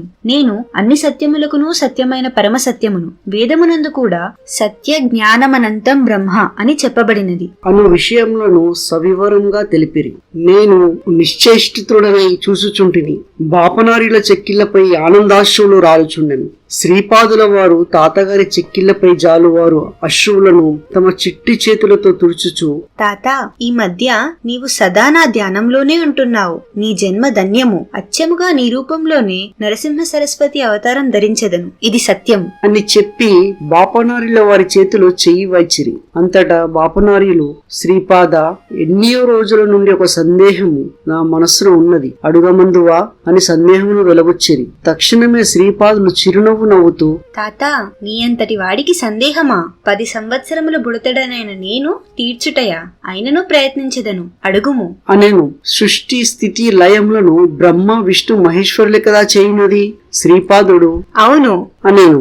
వారి యొక్క శక్తి స్వరూపంలో కదా సరస్వతి, లక్ష్మి, పార్వతులు. శ్రీపాదుడు అవును. అనేను. ఈ త్రిమూర్తులను, వారి యొక్క ఈ త్రిశక్తులను ఆదిపరాశక్తి కదా సృష్టించినది. మరలా శ్రీపాదుడు అవును అనేను. అయిన ఎడల నీవు ఎవరు అని బాపనారీలు శ్రీపాదుల వారిని ప్రశ్నించిరి. తాతగారి నోటి వెంట ఈ ప్రశ్నల పరంపర రాగానే శ్రీపాదుల వారు ముగ్ధ మనోహరంగా నవ్వి, తాత, ఇప్పుడే మీ కండ్ల ఎదురుగా ముండ్ల చెట్టుకు సద్గతి కలిగించి తిని నేను చేయు పనులకు శాస్త్ర ప్రమాణం ఉన్నదా అనడి విచికిత్స అనవసరం. నేను అన్ని యోగ భూమికలందునూ ఉన్నాను. నన్ను ఆయా భూమికలలో యోగి అయిన వాడు తప్పక కలుసుకొనగలడు. సృష్టి అనున్నది మాయ కాదు. దీనిని సృష్టి అని భావించుట మాయ. సృష్టి ఎందంతటను ఒకే భగవత్ చైతన్యం ఉన్నది. అయితే అది వివిధ రకాల స్థితులలో, అవస్థలలో పరిణామమునకు వశీభూతమై ఉన్నది. ఈ పరిణామ క్రమమునకు కాలం ఆధారమై ఉన్నది. కాలం గురించి జ్ఞానం కలుగుచున్నది కనుక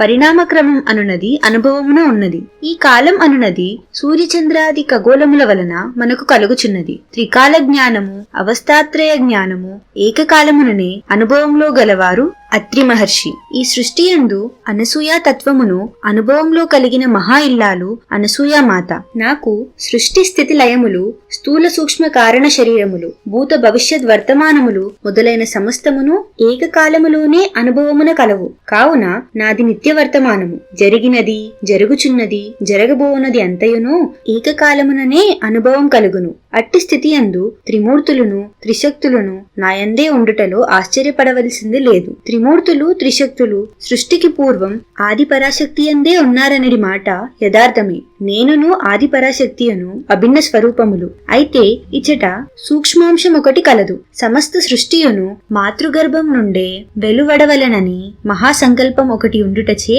ఆద్య పరాశక్తి రూపం వెలువరింపబడినది. అది బ్రహ్మయోని స్వరూపం. దాని నుండియే త్రిమూర్తులు, త్రిశక్తులు ఆవిర్భవించినవి. అయితే ఆ ఆద్య పరాశక్తి సృష్టింపవలనన్న సంకల్పం గాని, సృష్టి రచన ఈ విధంగా ఉండవలనడి సంకల్పం గాని ఏ విధంగా కలగవలెను? దాని ప్రబోధన శక్తియే నేను అనగా మహాసంకల్ప స్వరూపం. ఆ మహాసంకల్పం అనుసరించే ఆద్య పరాశక్తి ఆవిర్భావము, త్రిమూర్తులు మరియు త్రిశక్తుల ఆవిర్భావము. ఆ మహాసంకల్ప స్వరూపమే పరమ గురు స్వరూపం. ఇది అత్యంత రహస్యమైన విషయం. ఆ మహాసంకల్ప స్వరూపమునకు సంకల్పం కలిగిన వెంటనే సిద్ధించును. సంకల్పం కలిగుట, అది సిద్ధించుట ఏకకాలంలోనే జరుగును. అన్ని శక్తులను అరికట్టగలిగడి మూల శక్తిని నేనే. సృష్టి యందు మాతా శిశు సంబంధం, పితాపుత్ర సంబంధం, భార్యాభర్త సంబంధం, అన్నా చెల్లెల సంబంధం అనివార్యమైనవి. ఈ పవిత్ర సంబంధములను ఆదర్శముగా నిరూపించుటకే దేవీ దేవతా స్వరూపములు ఆవిర్భవించినవి. జీవుడు మాయలో ఉండడి శక్తి. నేను మాయకు అతీతమైన మహాశక్తిని. మాయాశక్తియును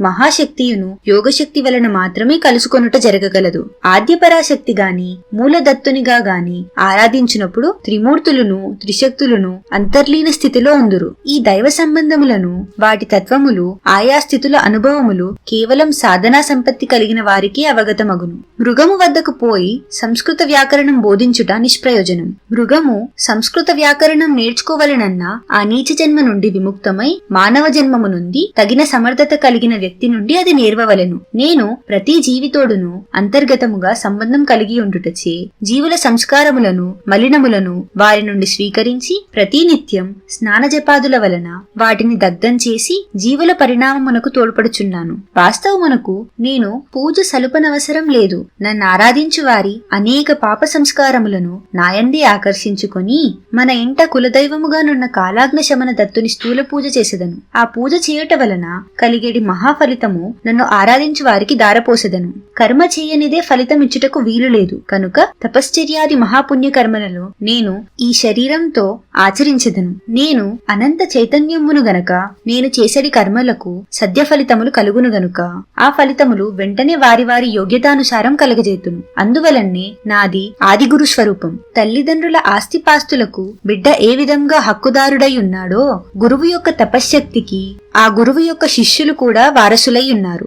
భగవద్గీతలో కూడా కర్మ చేయుట అనివార్యమను విషయం తెలియజేయబడినది. దత్తుడనైన నేను సులభసాధ్యుడను. తక్కిన దేవతలు భక్తులు చేసిన తపస్సుతో సంతుష్టులై వరములు ఇచ్చెదరు. అయితే గురుస్వరూపమైన దత్తుడు తన శిష్యులు వరమును పొందుటకు అడ్డుగా ఉండేటి దుష్ట శక్తులను, దురదృష్ట శక్తులను తన తపోశక్తితో పరిహరించి వారిని అనుగ్రహించు పరమ కారుణ్య స్వరూపం. తాత, అందువలనే నన్ను స్మృతి మాత్ర ప్రసన్నుడని అందురు. సమస్తములైన గురువుల రూపంలో ఉన్నది నేనే. అది మహాకరుణతో అవతరించిన పరమ గురు స్వరూపం కనుక అవతార సమాప్తి లేదు. నా భక్తుని పిలుపు నాకు చేరిన తక్షణమే నేను జవాబిచ్చెదను. నా భక్తుని నుండి పిలుపు ఎప్పుడు వచ్చునా అని నేను నిరీక్షించెదను. నా భక్తుడు నా వైపు ఒక అడుగు వేసినా నేను నా భక్తుని వైపు 100 అడుగులు వేచెదను. నా భక్తులను కంటికి రెప్పవలే కాపాడి అన్ని విపత్తుల నుండి, బాధల నుండి కాపాడుట నా సహజ నైజం అని బాపనారిల వారికి శ్రీపాదుల వారు దివ్యోపదేశములు చేసితిరి. అంతటా నేను ఆ మహాగురువులను, మహాప్రభు సోమలత గురించి, సోమయాగం గురించి నేను కర్ణాకర్ణిగా వింటిని. దయచేసి దాని వివరము తెలుపవలసిందని చెప్పి అడిగి తిని. అంతటా శ్రీపాదుల వారు సోమలతనే సంజీవిని మూలిక అని అందురని చెప్పి, నీకు దానిని చూడవలని ఉన్నదా అని అడిగిరి. నేను అవునంటిని. వెంటనే వారి చేతి యందు సంజీవని మూలిక ప్రత్యక్షమైనది. దానిని నాకు బహుమానంగా నిచ్చిరి. అది వారి దివ్య ప్రసాదముగా ఈనాటికి నా వద్ద పూజా మందిరంలో భద్రంగా ఉన్నది. శ్రీపాదుల వారు ఇలా అన్నారు. ఈ సంజీవిని వనమూలికలు హిమాలయ పర్వత శ్రేణులలోను, కాశ్మీర్లోని మానస సరోవరంలోను, సింధు నది ఉద్గమ స్థానం నందు, మల్లికార్జున ప్రభువు నిత్య నివాసమైన శ్రీశైల పర్వతం వద్ద, సహ్యాద్రి, మహేంద్ర దేవగిరి, వింధ్య పర్వత శ్రేణి, బదరీ అరణ్య ప్రాంతములందును లభ్యమగుచున్నది. దీని ప్రభావం వలనే లక్ష్మణుడు మూర్ఛ నుండి కోలుకున్నాడు. దీనిని సేవించుట వలన ఎన్నో రోగముల నుండి విముక్తి లభిస్తుంది. దీని లేపనం వలన ఆకాశ గమనం అనడి సిద్ధి కలుగును. కండరములు బలపడుటకు, నేత్రకాంతి పెరుగుటకు, శ్రవణ శక్తి పెరుగుటకు ఇది ఎంతో దోహదకారి. దీని ప్రభావం వలన అగ్ని వలన గాని, జలం వలన గాని, విషము వలన గాని ఏ రకమైన భయమును, దుఃఖము కలుగజాలవు. దీని వలన అనమాదృష్ట సిద్ధులు కలుగును. ఈ సంజీవిని మొక్క శుక్లపక్షం మొదలు పెట్టినప్పటి నుంచి ఒక్కొక్క రోజు ఒక్క ఆకు చెప్పున జనించుచు పౌర్ణమి కాగానే ఆ కొమ్మకు 15 ఆకులు వచ్చును. కృష్ణపక్షం మొదలు కాగానే ప్రతిరోజు ఒక్కొక్క ఆకు రాలిపోయి అమావాస్య నాటికి అన్ని ఆకులు రాలిపోయి ఎండిపోవును. ఎండిపోయిన ఈ చిన్న కర్రను నీళ్లతో తడిపి రాత్రి గదియందుంచితే దాని నుండి వెలుగు కనిపిస్తూ ఉండును. సహ్యాద్రి పర్వత శ్రేణి, భీమశంకర పర్వతముల దగ్గర క్రూరముగాలు ఈ సంజీవని మూలికను కాపలా కాయచుండును. అర్ధరాత్రి అమావాస్య రోజున దివ్య కాంతితో వెలుగొందే ఈ మూలికలను గుర్తుపట్టగలిగే వీలుండును. నాయనా గురుచరణ, ఈ విధముగా 24 రకాలైన దివ్య ఔషధ మొక్కలు ఉన్నవి. అవి అన్నీయూ చాలా పవిత్రమైనవి. వీటిని ఆశ్రయించుకొని దేవతాశక్తులుండును. అందుచేత పవిత్రములైన వేద మంత్రములను ఉచ్చరించుచు అత్యంత వినమ్ర భావనతో వీటిని త్రవ్వి తీసుకొనవలసినది. ఆ 24 దివ్య ఔషధ ముక్కలు సోమ, మహాసోమ, చంద్రమ, అంశుమాన్, మంజువాన్, రజిత ప్రభు, దూర్వ, కనియాన్, శ్వేతాన్, కనకప్రభ, ప్రతాన్వాన్, లాల్ వృత్త, కరధీర, అంశవాన్, స్వయంప్రభ, రుద్రాక్ష, గాయత్రి, ఏష్టం, పావత, జగత్, శాకర్, అనిష్టం, రైక్త, త్రిపద గాయత్రి అని ఉండును. నేను శ్రీపాదుల వారి నుండి సెలవు గైకొని పీఠికాపురం నుండి బయలుదేరితిరి. నేను శంకరభట్టునకు ఈ వృత్తాంతం వివరించుట పూర్తి కాగానే మహాగురువుల మానస సంచారం పూర్తి అయినట్టుగా వారి దర్శనంకు రమ్మనమని ఆజ్ఞ అయినది. మేము వారి దర్శనం చేసుకుంటుంది. శ్రీవారి దివ్యహస్తంలో నుండి ఫలములను, ప్రసాదమును గైకుంటుంది. తదుపరి శ్రీపాదుడు ఇట్లనేరి, మీరు ఇరువురును కృష్ణ దాటి ఆవలి వడ్డుకు పోండు. మీరు మాంచాల గ్రామమునకు వెళ్ళండి. మాంచాల గ్రామ దేవత మిమ్ములను ఆశీర్వదించును. ఆ అమ్మ ఆశీర్వాదం పొందిన తదుపరి తిరిగి కురుంగడ్డకు రండు. మీరు ఎచ్చటనున్నాయో, ఎంత దూరంలో ఉన్నాయో నేను మిమ్మల్ని ఎల్లప్పుడూ గమనించుచూనే ఉందునని గ్రహింపుడు. భవిష్యత్తులో మాంచాల గ్రామము విశ్వవిఖ్యాతమగును. ఒకానొక మహాపురుషుని జీవ సమాధి వలన అది ప్రఖ్యాతమగును. ఆ మహాపురుషుని లీలలు చిత్ర విచిత్రముగా ఉండును. పీఠికాపురము స్థూల దృష్టిలో ఒకటి ఉన్నట్లు సూక్ష్మ దృష్టిలో కూడా పీఠికాపురం ఉన్నది. అదియే స్వర్ణ పీఠికాపురం.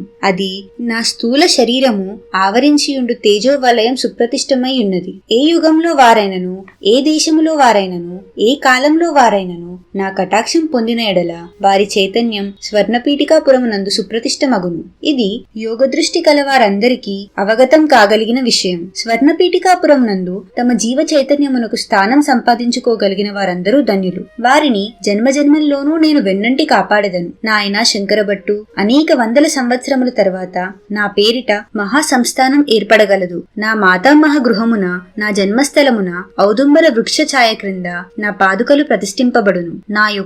నా ముందు అవతారం యొక్క, నా తరువాత అవతారం యొక్క విగ్రహమూర్తులు కూడా ప్రతిష్టం కాగలవు.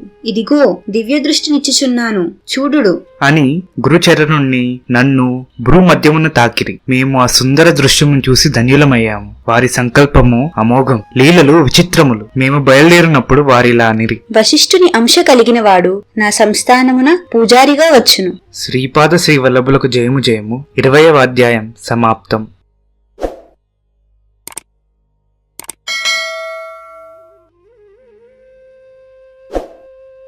శ్రీపాద శ్రీ వల్లభ చరితామృతము 21వ అధ్యాయం. నేను శ్రీ మహాగురువుల ఆజ్ఞ మేరకు గురుచరణునితో కలిసి మాంచాల గ్రామ దర్శనమునకు బయలుదేరాము. దారి మధ్యములో శ్రీపాదుల వారి లీలల గురించి ముచ్చటించుకుంటున్నాము. ఆధ్యాత్మిక విద్యకు సంబంధించిన అనేక విషయాలను గురుచరణుల నుండి తెలుసుకుంటున్నాను. గురుచరణునితో, అయ్యా, వశిష్ఠుని అంశ కలిగిన వాడు నా సంస్థానమునకు పూజారిగా వచ్చేదని శ్రీపాదుల వారు అంటేది కదా, ఆ మహాభాగ్యుడెవరు? అతడు ఏ కాలంలో వచ్చేవాడు అని ప్రశ్నించాను. అంతటా గురుచరణుడు ఇలా అన్నాడు, అయ్యా శంకరభట్టు, అనేక శతాబ్దముల తర్వాత వారి పేరిట వారి జన్మస్థలమున మహా సంస్థానం ఏర్పడునని వారే సెలవిచ్చిరి. ఆ మహా సంస్థానమున ఎవరో ఒక మహా తపస్వి తన పూజారిగా రాగలరని శ్రీవారి సంకల్పము.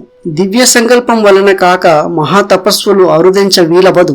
దీర్ఘకాలము ధ్యానము, ఆరాధన, పవిత్ర మంత్రోచ్చారణ, భక్తి శ్రద్ధలతో కూడిన పూజా విధానం వలన అచ్చటనున్న వాయుమండలము పరిశుద్ధం కావింపబడును. విశ్వాంతరాల నందలి దిశ దిశల నుండి భావ తరంగములు ఎల్లప్పుడూ ప్రసరించుచునే ఉండును. పవిత్ర భావం కలవారు పవిత్ర స్పందనను స్వీకరించెదరు, అపవిత్ర భావం కలవారు అపవిత్ర స్పందనను స్వీకరించెదరు. ఒకానొక ప్రదేశం నందలి వాయుమండలమందు భావ తరంగములు ప్రబల శక్తి సంపన్నములైనప్పుడు అప్రయత్నంగా మహాపురుషుల మానసిక చైతన్యమును స్పృశించి అనేక విచిత్ర పద్ధతుల ద్వారా ఆ ప్రదేశంనకు ఆకర్షించును. ఇందులో ఆశ్చర్యపోవలసింది లేదు. ఒకానొక ప్రదేశం నందు దుష్టములైన భావతరంగమున్న ఎడల దుష్ట పురుషుల మానసిక చైతన్యము స్పృశించి అనేక విచిత్ర పద్ధతుల ద్వారా ఆ ప్రదేశంనకు ఆకర్షించును. అందువలన సాధకుడగు వాడు స్థలశుద్ధి కలిగిన ప్రదేశం నందు నివసింపవలను, భావశుద్ధి కలిగిన వాడుగా ఉండవలను. అటువంటి వారితోనే సాంగత్యము కలిగి ఉండవలను. ద్రవ్యశుద్ధి కలవారి నుంచి మాత్రమే ధనమును కాని అన్నమును కాని స్వీకరింపవలను. వేదాంతములందు మహాపండితులమనుకుని వారు ఎందరో శ్రీపాదుల వారి కటాక్షమును పొందజాలకపోయిరి. కల్మషరహితమైన మనస్సు కలిగిన అల్ప విద్యావంతులు వారి వలన ఎంతయో లబ్ధి పొందగలిగిరి. నేను ఓడ్ర దేశం నుందలి జగన్నాథ పూరి మహాక్షేత్రమునకు వ్యాపార నిమిత్తం పోయి తిని అచ్చట నేను జగన్నాథునకు బదులు శ్రీపాదుల వారిని దర్శించి తిని. నాతో పాటు 3-4 శ్రీపాద భక్తులుండిరి. వారికి తమ ఇష్టదేవతా రూపంలో దర్శనమిచ్చి వెనువెంటనే శ్రీపాదునిగా దర్శనమిచ్చి సమస్త దేవీ దేవతా రూపంలోను తామేనని మౌనంగా బోధించిరి. అయితే మేము వెళ్లిన రోజున్నే దండిస్వామి ఒకడు తన 108 మంది శిష్యులతో అచ్చటికి వచ్చింది. ఎవరైనా మహాత్ములు తటస్థించినప్పుడు వారి పాదములకు నమస్కరించడం మా అలవాటు. మేము దండిస్వాముల వారికి నమస్కరించిన వెంటనే వారి నోరు పడిపోయాను. శ్రీపాద శ్రీవల్లభ మహాప్రభో, ఈ దండిస్వామికి తిరిగి నోరు వచ్చినట్టు చేయవలసిందని మేము ప్రార్థించితిమి. ఆ వెంటనే దండిస్వామికి నోరు వచ్చినది. మేము శ్రీపాదుల వారి భక్తులమని తెలిసిన తర్వాత వారు కుతర్కంతో, శ్రీపాదుడనేది వాడు ఎవడో క్షుద్రమాంత్రికుడు, వాని శిష్యులైన మీరు కూడా క్షుద్రమాంత్రికులే.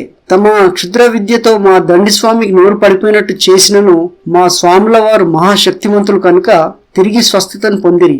మా మహాస్వాములు పీఠికాపురమునకు విచ్చేసి మీ శ్రీపాదుని బండారమును బయటపెట్టెదరు. శ్రీపాదుని మట్టి గరిపించి విజయపత్రిక గైకొందురు. పీఠికాపుర గ్రామ ప్రజలు మా స్వామివారికి బ్రహ్మరథం పట్టెదరు అని మాతో వాదించిరి. మేము నిరుత్తరులమైతిమి. శ్రీపాదుల వారి లీలా విధానంలో తమ ఆశ్రితుని విపత్కర పరిస్థితిలో పడవేసి వాడు శరణు అన్నప్పుడు విచిత్రమైన పద్ధతిలో భక్తరక్షణ చేయుట వారి అలవాటు. సమస్యను సృష్టించినది వారే, దాని పరిష్కారం చూపి ఆదుకొనివారు వారే. ఈ రకమైన లీలా విశేషము దత్తభక్తులందరికీ అనుభవైక వేద్యము. కొలది దినముల తర్వాత దండిస్వాముల వారు పీఠికాపురమునకు వచ్చిరి. నా భాగ్య విశేషమున అదే సమయంలో నేను కూడా మార్గమధ్యంలోని పీఠికాపురమునకు వచ్చి తిని శ్రీ బాపనారుల వారి అందును, శ్రీ అప్పలరాజు శర్మ వారి అందునను, శ్రీపాదుల వారి అందునను దేశభావమును విషజిమ్ము స్వభావము కలిగిన వారు పీఠికాపురం నుండి తక్కువేమీ కాదు. దండిస్వాముల వారు కుక్కుటేశ్వరాలయం నుండి దేవీ దేవతలను దర్శించిరి. స్వయంభూదత్తుని కూడా దర్శించిరి. దండిస్వాములు ఇచ్చటనున్న స్వయంభూదత్తుని మహిమ అపారము. తన యొక్క అవతారమని చెప్పుకొని విర్రవీగు శ్రీపాదుని గర్భమనుచుటకు స్వయంభూదత్తుడు నన్ను సాధనంగా చేసుకునేను. ఈ రోజు నుండి పీఠికాపురమునకు మంచి రోజులు వచ్చినవి, మీరు నిశ్చింతగా నుండు అని పలికెను. ఈ విధంగా పలికి విభూతి, కుంకుమ వంటి ద్రవ్యములను తమ సంకల్ప శక్తితో సృష్టించి తన ఆశ్రితులకిచ్చిరి. పీఠికాపుర బ్రాహ్మణ్యము వేదమంత్ర ఘోషతో దండిస్వామి వారిని ఊరిలోనికి తీసుకుని వచ్చుటకు కుక్కుటేశ్వర స్వామి దేవాలయంకు పోయిరి. తాను స్వయంగా దత్తావతారమని పేర్కొంటున్న శ్రీపాదుడు తన తప్పును గ్రహించి దండిస్వామికి సాష్టాంగా మునర్పవలెను. బాపనారిల వారు స్వయంగా దండిస్వామి ఎదుట హాజరై క్షమాపణ చెప్పుకోవలేను. అప్పలరాజు శర్మ గారు దండిస్వామి ఎదుట హాజరై తాము పరంపరాగతంగా అర్చించే కాలాగ్ని శమన దత్తుని విగ్రహంను దండిస్వామికి అప్పగించి స్వాముల వారు విధించు శిక్షకు పాత్రులు కావలను అని ఊరంతయు చాటింపు వేయబడెను. వెంకటప్పయ్య శ్రేష్ఠి గారి ఆధ్వర్యంన ఆర్యవైశ్య పరిషత్తు సమావేశమైనది. ఎట్టి పరిస్థితులలోనూ దండిస్వామికి శ్రీపాదుల వారు కాని, అప్పలరాజు శర్మ గారు కాని, బాపనారిళ్లు కాని తల వంచరాదనియు, ఇటువంటి అకృత్యములకు మద్దతు నీయరాదనియు తీర్మానించిరి. నరసింహవర్మ గారి అధ్యక్షతన జరిగిన క్షత్రియ మహాసభయు ఈ విధముగానే తీర్మానించిరి. శ్రీపాదుల వారు తమ మాతామహగృహమున ఔదంబర వృక్షఛాయలో విశ్రమించిరి. దివ్యకాంతులను వెదజల్లు వారి మోమును పరికించి శ్రేష్ఠి గారు దుఃఖభారమున కన్నీరు కార్చుచుండిరి. నరసింహవర్మ గారును శ్రేష్ఠి గారును బాపనారిల వారును మౌనంగా శ్రీపాదుల వారి వద్దనే కూర్చొని ఉండిరి. అప్పలరాజు శర్మ చేష్టలుడిగి వెర్రివాని వలె కూర్చుండెను. శ్రీకృష్ణ సదృశులైన శ్రీపాదుల వారు నిద్ర మేల్కాంచి తనకు ఆకలిగా ఉన్నదనియో పెరుగు అన్నం తినదననియో చెప్పిరి. వారి అమ్మమ్మ రాజమాంబ వెండి గిన్నెలో పెరుగు అన్నమును కలిపి తీసుకుని వచ్చినది. శ్రీవారు ఎంతో ఆత్రముగా దానిని భుజించిరి. శ్రీపాదుల వారు తమ తాతగారిని వేదఘోష చేయమనిరి. అప్పలరాజు శర్మ కూడా ఆ వేదఘోషలో పాల్గొనాను. శ్రీపాదుల వారు కూడా వారితో కలిసి వేదఘోష చేయిచుండిరి. నరసింహవర్మయ్యను శ్రేష్ఠి గారును మహానందంతో సుశ్రావ్యంగానున్న పవిత్ర వేద రుచులను ఆలకించుచుండిరి. అచ్చటనున్న వాతావరణమంతయును పవిత్ర ఋష్యాశ్రం వలె నుండెను. కుక్కుటేశ్వరాలయం నందలి స్వయంభూదత్తుని ముఖంపై పెరుగు అన్నం ముద్దలు కనిపించెను. పూజారి వాటిని తుడిచివేయగా అవి తిరిగి ఉద్భవమవుచుండెను. స్వయంభూదత్తుని విగ్రహం ఇటువంటి లీల ప్రదర్శించుట వింతగా నుండెను. దండిస్వామి తన శిష్యులతోనూ పీఠికాపురం నందలి తన నూతన శిష్యులతోనూ వేదఘోషతో అచ్చటి నుంచి బయలుదేరెను. వారు అడుగు తీసి అడుగు వేయిచుండేరి. అయితే వారికి ఈ భూమి సాగుచున్నట్లు కనిపించుచుండెను. చూపరులకు మాత్రం వారు కాళ్ళను కదుపుచు ముందుకు మాత్రం పోజాలక అచ్చటనే ఉన్నట్లు కనిపించుచుండెను. ఈ విధమైన విచిత్ర విన్యాసంతో ఎన్నో గడియలు గతించుచుండెను. అందరూ ఈ వింతను చూచి ఆశ్చర్యచకితులవుచుండిరి. ఇంతలో దండిస్వామి వద్దనున్న బ్రహ్మదండము 2 ముక్కలయ్యను. దండిస్వామికి వెన్ను 2 ముక్కలైనట్టు తోచి నేల మీద చతికిలపడెను. పీఠికాపుర వాసులకు ఈ సంఘటన భయభ్రాంతులను కలిగించెను. దండిస్వామి కంటే శ్రీపాదుల వారు ఎక్కువ శక్తి కలవారనియు, శ్రీపాదుల వారితో విరోధించిన అనర్థములు జరగగలవని వారికి తోచెను. అయితే ఆ ప్రదేశము వదిలి ఇంటి పట్టునకు ఏ విధంగా చేరుటయో తెలియరాకుండెను. పీఠికాపురంలో అబ్బన్న అనునతడు ఒకడుండెను. అతడు పాములను పట్టుకొని వాటిని ఆడించుచు జీవించుచుండెడి వాడు. నాగస్వరం ఊదుకొనుచు అతడు బాపనారిల ఇంటికి వచ్చెను. శ్రీపాదుల వారు వేదఘోషను ఆపు చేయమనిరి. అబ్బన్నకు కడుపు నిండుగా అన్నం పెట్టబడెను. శ్రీపాదుల వారు అబ్బన్నను పిలిచి, ఓయి, ఇచ్చట నుండి నీ ముంత నిండుగా జలమును తీసుకుని కుకుటేశ్వరాలయమునకు పొమ్ము. దత్తప్రభు యొక్క అవతారం కరచరణాద్య వయవములతో శ్రీపాద శ్రీవల్లభ రూపమున పీఠికాపురమున సంచరించుచుండగా అకారణ నింద చేసిన మహాపాపులు కుకుటేశ్వర ఆలయం నందున్నారు. వారికి చిత్రగుప్తుల వారు మరణానంతరం పిశాచ జన్మ కలుగునట్టు తీర్మానించిరి. నేను చిత్రగుప్తునితో మాట్లాడి పాప పరిహార ఉపాయం చేయుచున్నాను. భూమాత కూడా ఆగ్రహించినది. నీవు అచ్చటికి వెళ్లి నా మాటగా చెప్పి భూమాతను శాంతింపమని చెప్పవలసినది. శ్రీపాద దర్శనమునకు రాదలిచి తలచిన వారు తమ సమ్మతిని తెలియజేసి వారిపై ఈ జలమును ప్రోక్షించవలసినది. చాటింపు వేసిన మాదిగ సుబ్బయ్య ఇంటికి వెళ్లి వానిని తోడుకొని వాని ముంతలోని పెరుగు అన్నం మహాప్రసాదముగా వారందరికీ పంచవలసినది అని అనిరి అబ్బన్నయ్యను సుబ్బయ్యను అచటికి వెళ్లి వారందరినీ బాపనారుల ఇంటికి తీసుకుని వచ్చిరి. శ్రీపాదుల వారు ఉగ్రస్వరూపమున ఓయి దండి స్వామినని ఎంత గర్వించితివి? నీవు ఆరాధించి తత్తుడే ఇక్కడ శ్రీపాద శ్రీవల్లభ రూపమున ఉండగా గుర్తరుంగలేని పరమ మూర్ఖుడివి నీవు. గంతకు తగ్గ బొంత అన్నట్లు నీకు తోడుగా శిష్యగణమొకటి, పీఠికాపురమున ఏర్పడిన నూతన శిష్యగణమొకటి. నీవు నన్నేమి చేయగలవు? సమస్త సృష్టిని శాసించు ఏకైక సత్తా ముందు నీ అస్తిత్వం ఎంత, నీ సామర్థ్యం ఎంత? దైవదూషణ చేయుట వలన నీకు నిన్నాశ్రయించిన వారికి మహాపాపం చుట్టుకొన్నది. మిమ్మల్ని అందరినీ కొన్ని వందల సంవత్సరములు పిశాచ జన్మలో ఉండవలసిందిగా చిత్రగుప్తుల వారు నిర్ణయించారు. అవ్యాజ కరుణతో నేను దానిని రద్దుపరిచితిని. మానవ జన్మకు వచ్చినప్పుడు కూడా మీరందరూ నీచ జన్మలకు వచ్చి కడగండ్లు పడవలెనని తీర్మానించబడినది. దానిని కూడా అత్యంత స్వల్ప శిక్షతో నేను పరిహరించి తిని. శ్రీపాద శ్రీవల్లభ స్వరూపము మహాగ్ని సదృశ్యమైనది. నిప్పుతో చెలగాటమాడుట ప్రమాదములకు దారితీయును. నా మాయను నేనును అభిన్న స్వరూపములై ఉండగా మోక్షం అనునది ఏమో ఆలోచించుము. మోహం క్షేమగుటయే మోక్షం. ఏ జీవుడైనా సచ్చిదానంద స్వరూపం అనుభవించవలనని కోరిన ఎడల వారికి యోగ్యత ఉన్నచో నేనే అనుగ్రహింతును. దివ్యానంద పారవశ్యములో మాయకు అతీతముగా సుఖస్వరూపముగా ఉండవలనని కోరినా అట్లే అనుగ్రహించబడును. నా దృష్టిలో నిర్గుణ నిరాకారమునకు సగుణ సాకారమునకు మోక్షమునకు బంధమునకు వ్యత్యాసమేమీ ఉండును. ప్రతి క్షణమునను అసంఖ్యాకములైన నూతన లోకములు సృష్టి స్థితి లయములందుచుండను. జీవులు పొందగలిగిన ఉన్నత స్థితులకు గాని ఉన్నత ఆనంద భూమికలకు గాని పరిమితి గాని హద్దులు గాని లేవు. మరణానంతరం నా వద్ద రాగోరు వారు తప్పక రాగలరు. వారు ఎన్ని వందల దివ్య వర్షములు ఆయా స్థితులలో ఉండవలెనో ఏ ఏ లోకములకు తిరిగి పంపబడవలెనో నా సంకల్పం నిర్ణయించును. కపట నాటక సూత్రధారి అయిన నేను ప్రస్తుతం నరాకారముగా మీ ముందున్నాను. మీరు నన్ను చూచుచున్నారు. ఈ ఆకారము లేని స్థితిలో కూడా నేను మిమ్మల్ని సదా చూస్తూనే ఉంటానని తెలియజేయుటకు మాత్రమే నరాకారములో ఆ మహోన్నత స్థితి నుండి నేను దిగి వచ్చినది. మహాయోగుల యొక్క యోగశక్తులన్నీను లోక కళ్యాణం కొరకే వినియోగింపబడవలను. లోకమనగా ఒక్క ఈ భూలోకమే కాదు, నీకంటే తక్కువ స్థితిలోనున్న నిస్సహాయ జీవులకు సహాయం చేయుట నీ ధర్మం. నేను ధర్మ మార్గమును కర్మ మార్గమును యోగ మార్గమును భక్తి మార్గమును జ్ఞాన మార్గమును బోధించుటకే అవతరించినది. నేను సర్వ సత్యములకును మూలమైన ఏకైక సత్యమును, సర్వధర్మములకు మూలమైన ఏకైక ధర్మమును, సర్వ కారణములకు మూలమైన ఏకైక కారణమును. నా సంకల్పములో లేనిది ఈ సృష్టిలో కానరాదు. నేను లేనిదే ఈ సృష్టి లేదు. నేను ఉన్నాను కనుకనే నీవు ఉన్నావు.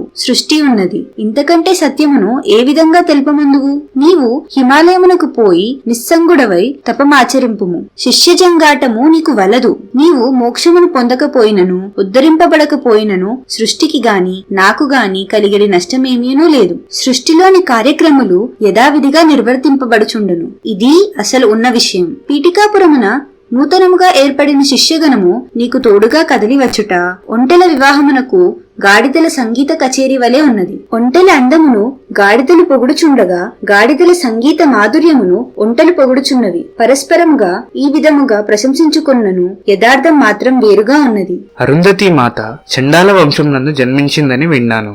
అట్లయినా ఆమెను వశిష్ఠ మహర్షి ఎట్లు పెండాడనని నేను గురుచరణుని అడిగాను. అప్పుడు గురుచరణుడు, పూర్వము వశిష్ఠుడు 1000 సంవత్సరములు తపమాచరించను. ఆ సమయమున అక్షమాల అనుక చండాల కన్య వశిష్ఠునకు తాను చేయుటకర్హమైన ఉపచారములు చేసెను. సంప్రీతుడైన ఆ మహర్షి ఆమెను వరమేదైనా కోరుకోమని అనగా ఆమె వశిష్ఠుల వారినే భర్తగా కోరుకొనెను. నేను బ్రాహ్మణుడను, నీవు చండాల జాతి స్త్రీవి. మన ఇద్దరికి భార్యాభర్తల సంబంధం ఎట్లు యోగ్యమైనది అవును అని వశిష్ఠుడు ప్రశ్నించగా, వరమును కోరుకోమంటివి, కోరితిని, వరమిచ్చిన నిమ్ము, లేని ఎడల నేను మరలిపోటుకు అనుజ్ఞ నిమ్ము అని ఆమె అనెను. వాగ్దోషమునకు భయపడిన ఆ మహర్షి, అట్లయినచో నీ దేహమును నా ఇష్టానుసారంగా చేసుకుంటానికి సమ్మతమేనా అని ఆమెను అడిగాను. ఆమె వల్లే వల్లే అనెను. ఆ మహర్షి ఆమెను భస్మంగా చేసి తిరిగి బ్రతికించను. ఇట్లు 7 పర్యాయములు చేసెను. 7వ జన్మలో చండాల జాతి దోషమంతయును హరించుటచే ఆమె అత్యంత పరిశుద్ధురాలయ్యను. అంతటా వశిష్ఠుడు ఆమెను వివాహమాడెను. తన భర్త చేయుచున్న కర్మలో ఇసుమంత పనిని కూడా వద్దని అడ్డుపెట్టలేదు కనుక ఆమె అరుంధతి అని పేరుతో ప్రసిద్ధి నొందెను. ఈ విషయంలో ప్రసంగవశంన వశిష్ఠ గోత్రోద్భవులైన నరసింహవర్మతో శ్రీపాదులు సెలవిచ్చిరి. శూద్రక్షేత్రం నందు బ్రాహ్మణుని వలన పుట్టిన వానికి 7వ జన్మలో ఉపనయనం చేసి బ్రాహ్మణ జాతిలో కలుపుకొనవచ్చును. చతుర్వర్ణంల వారును వారి వారి గుణకర్మ విభాగం అనుసరించి నడుచుకొనుట శ్రేయస్కరం. బ్రాహ్మణుడు తాను ఆచరించే దుష్కర్మల వలన క్రమశః పతనం నుండి శూద్రుడవచ్చును. శూద్రుడు సత్కర్మలను ఆచరించి క్రమశః ఉన్నతిని పొంది బ్రాహ్మణుడవచ్చును. అయితే దత్తప్రభు నందు అచంచల విశ్వాసం ఉంచు వారు ఉన్నతమైన స్థితులను వారి యోగ్యతానుసారం శీఘ్రంగా పొందగలుగుదురు. తన భక్తుడు ఏ కులంలో జన్మించినను ఏ పరిస్థితిలో ఉండినను సుఖమయ జీవితంలో కావలసిన ఆయురారోగ్య ఐశ్వర్యములను పొందునట్టు దత్తప్రభు అనుగ్రహించగలరు. జన్మ జన్మల కర్మబంధములు తెగనరికి భక్తునికి ఉన్నత స్థితిని కలిగించుట శ్రీపాదుల వారికి సహజమైన లీల అని వివరించను. మేము శ్రీపాదుల వారి మహిమా విశేషాలను పరస్పరం తెలియజేసుకుంటూ మాంచాల గ్రామానికి చేరాము. మాంచాల గ్రామ దేవత మాకు దివ్య దర్శనమిచ్చి మమ్ము తరింపచేసి తన దివ్యహస్తములతో మా చేత ప్రసాదం తినిపించి, పూర్వం ప్రహ్లాదునకు గురుబోధ చేసిన దత్తాత్రేయుల వారే నేడు భూలోకమున శ్రీపాద శ్రీవల్లభ రూపమున ఉన్నారు. శ్రీపాదుల వారి సంకల్పం అనూహ్యం. రాబోయే శతాబ్దములలో ప్రహ్లాదుడు గురు సార్వభౌముడుగా అవతరించుననియు ఈ ప్రదేశం మంత్రాలయమని ప్రసిద్ధిగాంచుననియు శ్రీపాదుల వారే స్వయంగా నాతో చెప్పినారు. వారు ప్రతినిత్యం తుంగభద్రాజలములను స్వీకరించువారు. మీకు శుభము కలుగుగాక అని చెప్పుచూ ఆమె పూర్వ రూపంలోనికి మారిపోయింది. మేము అక్కడి నుంచి కదలబో సమయంలో కృష్ణదాసు అను మాలదాసరి ఒకడు వచ్చాడు. మాంచాల గ్రామ దేవత కృష్ణదాసు కూడా ప్రసాదం పెట్టి పుష్పమాలికను ఒక దానిని తన అనుగ్రహ సూచకంగా ఇచ్చి కురోపురంకు ప్రయాణం కావాల్సిందని చెప్పింది. మేము ముగ్గురము కురోపురం ప్రయాణం అయితేమి. దత్తభక్తులందరిది ఒకే కులము. వారికి దత్తప్రభువుల ప్రసాదం ఏ కులం వారు సమర్పించినను అది స్వీకరీయమైనదే. మాతో పాటు కృష్ణదాసు చేరికతో నూతనోత్సాహము కలిగెను. ప్రసంగవశమున కృష్ణదాసు ఇలా చెప్పాడు. యజ్ఞాది కర్మలలో ఇచ్చడి దక్షిణలకు 16, 116, 1116 అనేది సంఖ్యాభేదములు ఎందున్నవో తెలిసిన ఎడల శ్రీపాదుల వారి సంఖ్య అయిన 2, 4, 9, 8 అను దానికి అర్థం బోధపడగలదు. ఆత్మయందు జగత్తు ఎట్లు కలుగుచున్నదో అదే విధముగా తండ్రి నుండి బిడ్డలు పుట్టుచున్నారు. వివాహ సమయమందు వరుడు అగ్నిహోత్రుని ప్రార్థించుచు, ఓ అగ్నిహోత్రుడా, నీవు నాకు ఈ వధువునందు 10 మంది బిడ్డల వరకు కననిమ్ము అనుచున్నాడు. 11వ కుమారుడు తానే అగుచున్నాడు. అనగా 10 మంది పిల్లల వరకు కనుట ధర్మసమ్మతమే. ఆ తరువాత తన భార్యను తల్లిగా భావింపవలెను. తండ్రిలో 10వ వంతు కుమారుడని తెలియవలెను. దశాంశ రూపులకు 10 మంది కలిసిన పూర్ణాంక రూపుడు తండ్రి అగుచున్నాడు. శివుడు ఆత్మరూపుడగుచే పరిపూర్ణుడు కావున దశాంశల రూపుడు 16 దశాంశాలను 10 సంఖ్యచే భాగించగా పూర్ణాంకము అనగా 1 అనున్నది శివ ప్రతీకముగా వచ్చును. శేషముగా 6 మిగులును. విష్ణువు మాయా స్వరూపం కలిగిన మూల ప్రకృతి రూపుడు. ప్రకృతి అనున్నది పురుషునిలో అర్ధభాగమే కదా. అందుచేత 10లో సగము 5 అగుటచే మనకు శేషముగా వచ్చి 6ను 5చే భాగించగా విష్ణువు ప్రతీకముగా 1 పూర్ణాంకంగా వచ్చినది. అయితే శేషముగా 1 దశాంశ మిగిలినది. పురుష ప్రకృతులకు అనగా శివ విష్ణువులకు సంతాన రూపుడైన బ్రహ్మ వారిలో దశాంశ రూపుడవుటచే పైన శేషంగా మిగిలిన 1ని 1చే భాగించగా బ్రహ్మ ప్రతీకముగు 1 పూర్ణాంకము ఫలముగా వచ్చెను. శేషము ఏమీనూ మిగలలేదు. పూర్ణం అనగా 0 అనున్నది నిర్గుణము కనుక అది రుద్రస్వరూపము. సమస్తమును లయించినప్పుడు మహాశూన్యమే కదా విద్యమానమగునవి. మహాశూన్యం నందు మాత్రమే సమస్తమును లయించ సాధ్యమగును. అయితే విష్ణు స్వరూపం అనున్నది అనంతతత్వ ధర్మమును కలిగి ఉన్నది. సృష్టి యొక్క స్థితి స్వభావం నందు అనంతత్వము అనివార్యము. నాయన శంకర భట్టు ఒక వస్తువును అసంఖ్యాకములు అయిన ముక్కలుగా విభజించినప్పుడు ఒక్కొక్క శకలము శూన్యమే కదా అవునది.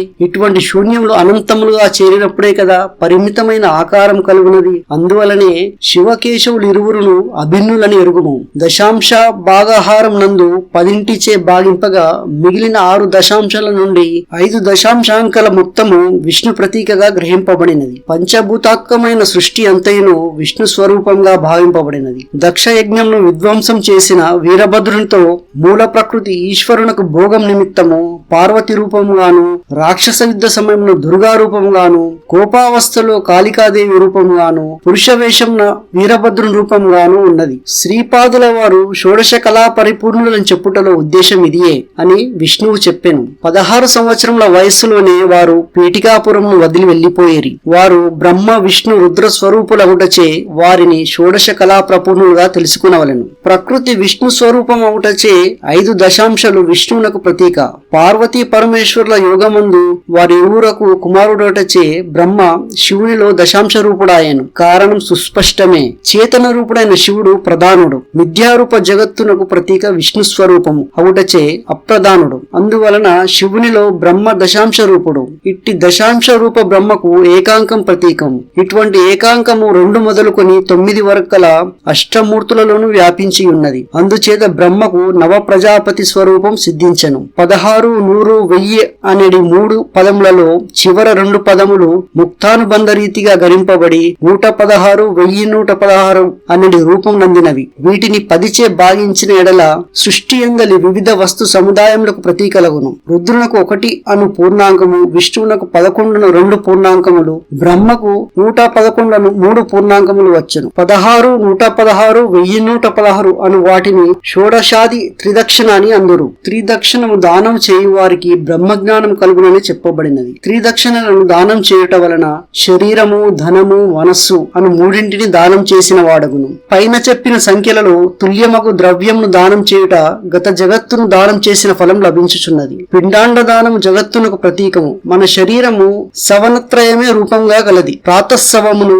మాధ్యందిన సవనము, తృతీయ సవనము అనున్నది గాయత్రి, త్రిష్ణు, జగతి ఛందస్ సంబంధమైన వర్ణములు. అనగా గాయత్రికి 24, త్రిష్ణునకు 44, జగతికి 48 కలిపి మొత్తము 116 వర్ణములు ఉండుట వలన ఈ పిండాండ దానము వలన కూడా పైన చెప్పబడిన ద్రవ్య దాన ఫలం లభించును. సర్వబుద్ధి ప్రవృత్తులను ప్రేరేపించినది సవిత్ర మండల మధ్యవర్తి అయిన దివ్య తేజస్సు, అదే గాయత్రి మాత. ఆమె 24నకు ప్రతీక. 9 అనున్నది బ్రహ్మస్వరూపము, 8 అనున్నది మాయా స్వరూపము. త్రేతాయుగమునందు భరద్వాజ మహర్షి పీఠికాపురంలో సావిత్రి కాటక చయనం చేయుట వలన ఆనాడు ఇచ్చిన వాగ్దానం ప్రకారము ఈనాడు పీఠికాపురంలో శ్రీపాద శ్రీ వల్లభ రూపమున ఆవిర్భవించినది. శక్తి స్వరూపమును, శాక్త స్వరూపమును అర్ధనారీశ్వరం నుండి జీవుల యొక్క బుద్ధి ప్రవృత్తులను ప్రేరేపించి ధర్మ మార్గమున ప్రవేశపెట్టుటకు వచ్చిన మహా అవతారమే తానని తెలియచేస్తూ దోచౌపాతి దేవు లక్ష్మి అని భిక్షనడిగి వారి వాక్కులకు, లీలలకు, బోధనా పద్ధతులకు ఉన్న వ్యాకరణము ఎవరూ ఎరుగజాలరు. ఈ నవ వ్యాకరణమునకు వారే కర్త కావున అది వారికి మాత్రమే తెలిసిన వ్యాకరణం. కృష్ణదాసు వలన నేను ఎన్నో విషయాలను వింటిని, మరెన్నో కొత్త సంగతులను తెలుసుకున్నాను. పాండిత్య జనిత అహంకారం కలిగిన వారు ఎంత మాత్రం శ్రీపాదుల వారి కటాక్షమును పొందజాలరు. కృష్ణదాసు ఇలా చెప్పనారంభించను. శ్రీపాదుల వారు పిపీలికాది బ్రహ్మ పర్యంతం వ్యాపించి ఉన్నారు. ఒకసారి నరసింహవర్మ గారి పొలంలో శ్రీపాదుల వారితో వర్మగారు విశ్రాంతి తీసుకొని చుండిరి. అచ్చటకు ఎన్నో తాచుపాములు వచ్చినవి. శ్రీపాదుల వారు విచిత్రంగా ప్రతి తాచుపామునకు దాని మొండం నుండి తలను విడదీసిరి. వాటినన్నింటినీ గుట్టలు గుట్టలుగా పక్కకు వేసిరి. చాలా పెద్ద పెద్ద చీమలు, ఇది వరకు ఎవరు కనివిని ఎరుగనివి అక్కడికి చేరినవి. వర్మగారు నిద్రావస్థలో ఉన్నారు. వారికి నిద్రాభంగం కలగకూడదని ఆ చీమలన్నింటినీ శ్రీపాదుల వారు చంపివేసిరి. ఇంతలో వర్మగారు మేల్కాంచిరి. చచ్చిపడి ఉన్న చీమలను చూసి జాలిపడిరి. శ్రీపాదుల వారు చిరునవ్వుతో ఇట్లనిరి: రాజు తన సేవకుని రక్షించి తీరవలెను. ఇది ప్రకృతిలో నియమం. ఈ విచిత్ర పిపీలికములకు వింతరాజు ఒకడున్నాడు. వాడు త్వరలోనే వచ్చుచున్నాడు. చూడమనిరి. ఇంతలో వింత కాంతులతో పెద్ద తెల్లటి చీమ ఒకటి వచ్చినది. అది ఆ చీమలన్నింటికి ప్రదక్షిణం చేసినది. వెంటనే ఆ చీమలన్నీ బ్రతికినవి. శ్రీపాదుల వారు మందహాసంతో, ఈ చీమల రాజునకు సంజీవని శక్తి ఉన్నది. ఆ శక్తితో తన వారిని అది రక్షించుకున్నది. ఇటువంటి వింత వింతలు ఈ సృష్టిలో ఎన్నో ఉన్నవి తాత.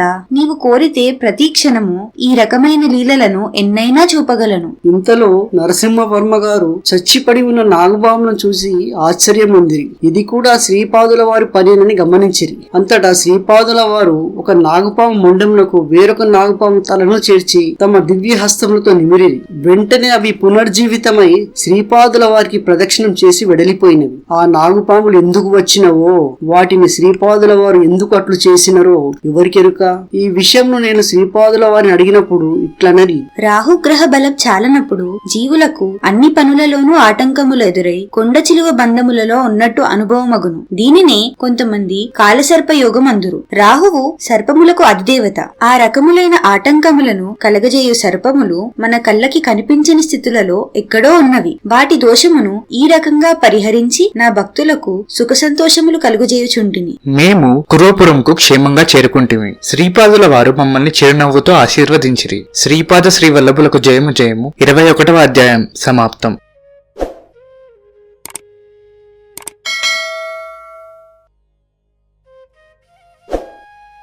శ్రీపాద శ్రీ వల్లభ చరితామృతము 22వ అధ్యాయం. గురుచరణుడును కృష్ణదాసును నేను శ్రీపాదుల వారి సమక్షమున తెలియరాని ఆనంద పారివశ్యమున ఉంటిమి. గురుదత్త భట్టు అనేది జ్యోతిష పండితుడొకడు శ్రీ గురుదేవుల దర్శనార్థం వచ్చాడు. శ్రీపాదులు అతనిని ఎంతగానో ఆదరించారు. ఒకానొక ప్రశాంత స్థలమున కూర్చొని సత్సంగం చేయవలసిందిగా మమ్మల్ని ఆదేశించారు. మా యొక్క సంభాషణ జ్యోతిష శాస్త్రం వైపునకు మరలింది. నేను శ్రీ భట్టు మహాశయుణ్ణి, అయ్యా, జ్యోతిష శాస్త్రం నందు చెప్పబడిన ఫలములు ఖచ్చితంగా జరుగునా, లేక ఫలములలో మార్పులు చేర్పులు ఉండవలసిందా? మానవ జీవితము పూర్వకర్మ నిర్దేశితమా లేక మానవ ప్రయత్న నిర్దేశితమా అని ప్రశ్నించాను. అంతటా శ్రీ భట్టు మహాశయులు, భ చక్రం అనగా నక్షత్ర కక్ష. దీని ప్రారంభ స్థానము అశ్విని నక్షత్రం. ఈ నక్షత్రం యొక్క స్థల నిర్దేశం చేయుటకు చైత్రపక్షమనియు రైవత పక్షమనియు 2 పద్ధతులున్నవి. రేవతి నక్షత్రము ఉండవలసిన స్థానమునకు 8 కళలు తక్కువ గల స్థానంలో ఉండుటచే అది గ్రాహ్యము కాదు. అశ్విని నక్షత్ర గోళమును గుర్తించుట కష్టము కాన దానికి 180 అంశాలతోనున్న చిత్తా నక్షత్రము ఒకే గోళముగాను ప్రకాశవంతముగాను స్ఫుటముగాను ఉండుటచే దానికి 6 రాసులు కలిపినెడల అది అశ్విని యగును కాన చైత్రపక్షము గ్రాహ్యమైనది. అశ్విని నక్షత్రము తురగ, ముఖాశ్విని, శ్రేణి అని 3 గోళముగా నిరూపించబడినది. శ్రీపాదుల వారు చిత్తా నక్షత్రంలో జన్మించుట కూడా విశేష కారణమున్నది. 3 గోళములు ఒకే నక్షత్రంగానున్న అశ్విని కూడా వారి స్వరూపమే. అదియే భచక్రమునకు ప్రారంభం. అది వారి దత్తాత్రేయ స్వరూపము. కలియుగం నందు వారి ప్రప్రథమ అవతారము శ్రీపాద శ్రీ వల్లభ అవతారం. ఇది అశ్విని నక్షత్రమునకు సరిగ్గా సరళ రేఖలో నుండి 180 అంశాల దూరంలో నుండి వారి జన్మ నక్షత్రమైన చిత్రా నక్షత్రం. 180 అంశాల దూరంలో ఏ నక్షత్రం యొక్క గాని గ్రహం యొక్క గాని శక్తి కేంద్రీకరింపబడుచుండును.